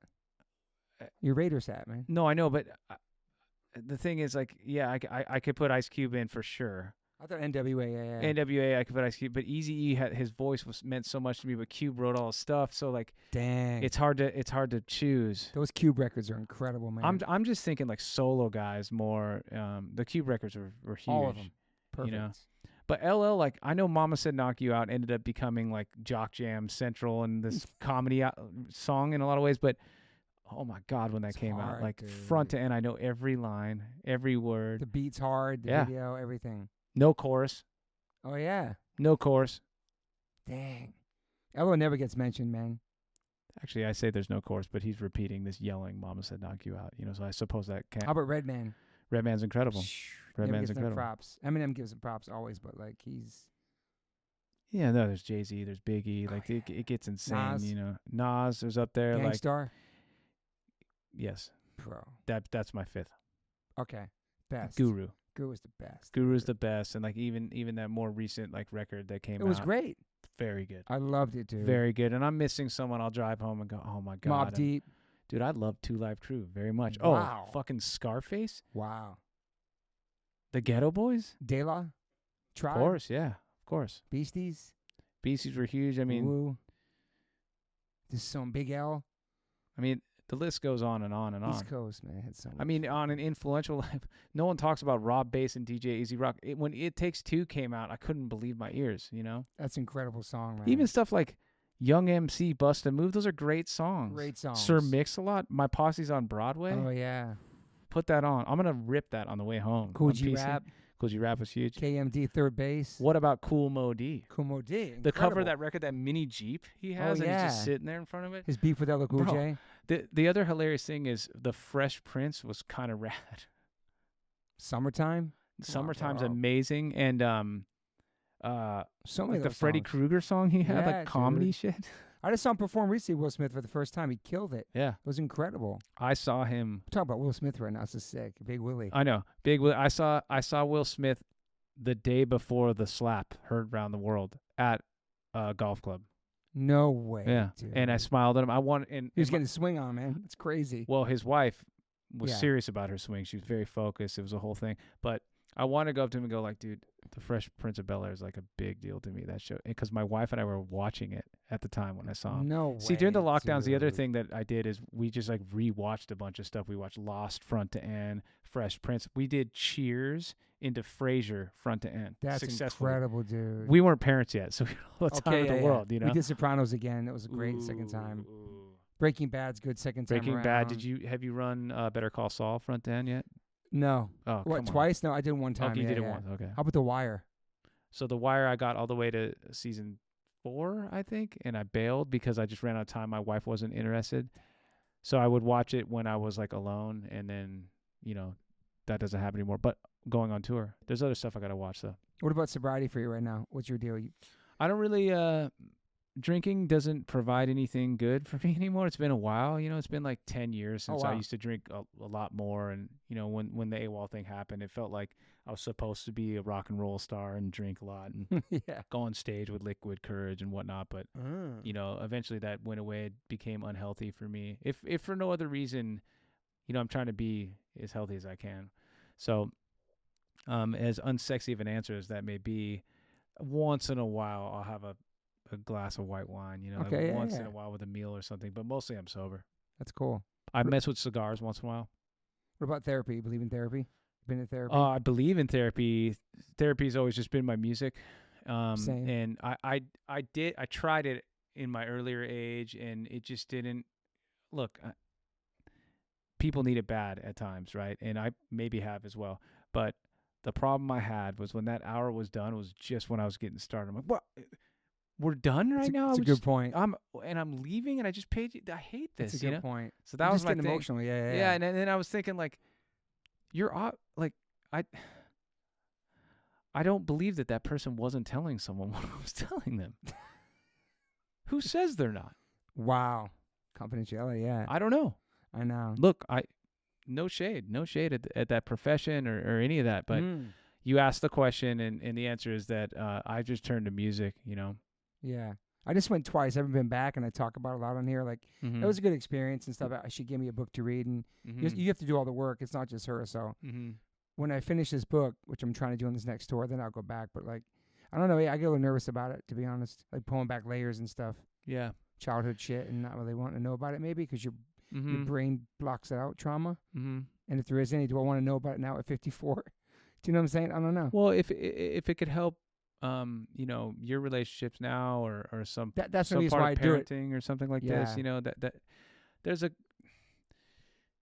so much material and literature we could read on some of these subjects that, I think like I want to do the heavy lifting if I can, I have no time anymore, but leading up to becoming, a parent, I had enough time. I'm like, I need to read more, man. So I certainly didn't in high school or college. Yeah, right? same. I didn't. So, but yeah, therapy hasn't been my thing. I got some books because I heard about this new thing called raw dogging, where you go in an airplane with no technology and no TV and nothing. A lot of people are doing it now, and just with your thoughts. So I'm going to bring books. I'm really going to try it this time, man. That's great. I always try to have one book in my backpack. Okay. I have my laptop as well, and like my podcast or whatever, download it. I'm like, I'm just going to send off into this, but try to have something to read. So AWOLNATION is September, and the Barbarians is October. Yes. And a couple You'll songs. be busy, man. Yeah. A couple songs are already out, and Greg, it's all about Greg. Greg taking the photos? Taking the photos, and I didn't even know that's what it was going to be, such a known photo that we took. He just showed up, like, can we I just saw take those photos. It was his idea. He's like, I've been doing these kind of portrait ones with solid colors, and then Scott, one of my managers, saw him. He's like, I love this blue one. Let's just also go your with that. portrait that's on your profile, right? Yeah, he took that. Yeah. Yeah, Chappelle's the first black and white. Yeah. That's my friend Chappelle. Yeah. Then we did black and white with me and Chappelle together. Yeah. Yeah. Greg's a great Simple photographer, stuff. man. Yeah. We get you hired for more gigs. I'm sure it's a major label money to give to you. Yeah, remember that, wasting like $30,000. Dude, it's fucking the money we got. All that money is crazy, man. Yeah. Well, thank you for being here, man. This is awesome. I thought we just got started. Let's keep. Let's go. I could keep going. I see Here's Greg, what I would Greg change falling about asleep over there. Here's what I would change about the music industry, though. Oh yeah. Let's hear that. Yeah. I would eliminate all award shows. Oh yeah, That's it. wow. Grammys, all that shit. Yeah, that's a great one actually. What is that? Yeah, what is it? What the fuck is that? Remember when Fiona Apple just tore the place down when she won? Oh yeah, that's right. Pretty Fiona cool. Apple's sick. Nobody talks about her either, man. She's killing pretty cool. it too. So someone just answered that question of favorite song with a Fiona title. So she's been on the tip of my tongue. She's back in the mix too. I see she's on social media. She's doing cool. Like, doing political stuff and just. Yeah, I haven't seen any of her politics, but like you know, she's always been pushing the boundaries. That's what I'm saying. Yeah. Thanks for having me, man. I was checking out a bunch of your pods on the way down here, and you're doing some good stuff. And it's nice because it's nice to come full circle from like you were probably at the showcase with Sick of It All before H2O took off, and I probably saw you up there and all this shit. And, yeah, it's cool. It's cool to meet you and meet you through Greg. Thank you, Greg Flack, for making this happen. Any show you ever want to come to, especially the Troubadour, the Barbarian shit, and get into some stuff, like let me know. No, I want to be there. I want to go to that, and I feel like I could do a whole episode with you on hip hop too. It'd be awesome, man. I would love that. Just only talk about our hip hop love, and I'm hearing you rhyme and doing the Bismarck. You can tell you can rhyme. You know what I mean? Why isn't something that you pursue just being rapping? You ever thought about that? Well, that's not me on that. I sing on that, but this other guy, Hyro, is actually rapping on that. And I tried to do it myself. But I know you can rhyme now. And I had it memorized, and I did it, and it just sounded phony. So I just kind of brought in like a real rapper, you know. I feel like because people ask me that before, around. I have so much love for hip hop and growing up on it that I never want to disrespect it by trying to rap. Yeah. Even though I can rap along to things, but just doing that, I feel. Look, I could kill "I Need Love" by LL Cool J. Front to back, I will kill that shit. That's about it, though. I could kill a lot of songs I love in hip hop, but I would never. I'm just happy to be like, been part of some videos I were in and shows I saw and being in New York at the right time. Remember Yo MTV Raps? How big of a deal that was? Incredible, Ed Lover. Dude. He's still around too. Remember the Ed Lover dance? It was every Wednesday. It was this one sample that was the coolest song. Really? You could look it up after the Ed Lover dance. He would do it every Wednesday. Dr. J, the Dr. J, Dr. J. Did he pass away? I want to say maybe, yeah. Yeah, we could do our love for hip hop someday too. I would love that. Get it? My bootleg Spike Jones here, ladies and gentlemen. Yeah. You're gonna see him in the water too. It's sometime. me. You're gonna see him sometime in the water, probably. What a great director. Yeah. Sabotage, dude. Oh yeah, that's right. Damn, we'll leave it on that. Yeah. Thank you for being here. Thanks for listening. Can people find you or talk to you anywhere? No, pretty much. You're not answering DMs. You're not responding. Sometimes I check it out once in a while. Yeah. But mostly on Instagram. It's like, you know, we're your personal account. No, it's just AWOL. I don't have a personal one. Okay. You know, I like that. I respect that. You know, because you give so much of yourself with music, you know, and like I don't have much more to give. If you don't know me by my lyrics, and you really don't, that's a great point too. You know what I mean? If you don't know me by now, you will never, ever know me. If you don't know. Okay, Greg Flack, thank you for being here. Thanks, Greg. He's like, whatever. Okay, peace, everybody. Bye. That was great. Thank you. I always ask my guests if they have any regrets. I personally don't have any regrets. Even when it comes to my tattoos, I have the silliest tattoos. Even my ET on my leg, it's still a childhood memory for me, and I love it. I've had tattoos on top of tattoos strictly because I wanted more tattoos. I started getting tattoos when I was 18. I'm 52 now, and I can't stop. I've had laser treatment before on something on my arm. It's 4 tattoos on top of each other. And that experience at that place was pretty fast. It was pretty cold. It was in and out, swipe the credit card. Don't really tell me much. Didn't give me much details or anything was going to happen. So I never went back. So as of most recently, I'm so lucky enough to have had 2 sessions at Removery Tattoo Removal. My tattoo on my arm looks like a big black blob. Is now super light. I've had 2 sessions. I have a long road ahead of me. None of this stuff happens overnight. You cannot take a tattoo up in one sitting. You have to be patient. And it's painful. They ice you up. It's super fast. To me, it felt like a bunch of rubber bands. But what's more painful than that is looking at something on your body that you think you're stuck with for the rest of your life. That sucks. But now for me, I'm really happy I started this journey. I'm slowly going to get this tattoo removed. I never thought in a million years I have any kind of real estate on my arm. I don't even know what I want, but it's exciting. I'm so honored to announce that One Life, One Chance podcast is now with Removery. Call 866-934-4570 or go to removery.com. Use TobyH2O and get $100 off your first session. One of the most experienced tattoo removal companies in the world. Over 600,000 removal treatments done. 100 locations. U.S., Canada, and Australia. It's state-of-the-art peak away laser technology, cryotechnology to reduce any discomfort. This is so exciting to me because all I do in these podcasts is talk about tattoos. From day one, if you've been listening to this podcast, we talk about tattoos, talk about getting removed, talk about getting covered up. So this is such a perfect fit for me. Definitely check out One Life One Chance Podcast, episode 281. I have Carmen Brody, Mike McTurnan, and Dustin Ortle from Removery. And this is an over 2-hour conversation. People submitted questions. It's an incredible conversation breaking down the do's, the don'ts, the fears, process, the results, everything you could imagine about getting a tattoo removed. It's all in this podcast. It's an incredible episode. I appreciate them all coming out for it. So check that out if you want to learn more about Removery and what it's like to get a tattoo removed. Once again, go to removery.com or call 866-934-4570. Use my code TobyH20 and get $100 off. These guys are located everywhere. Try it out.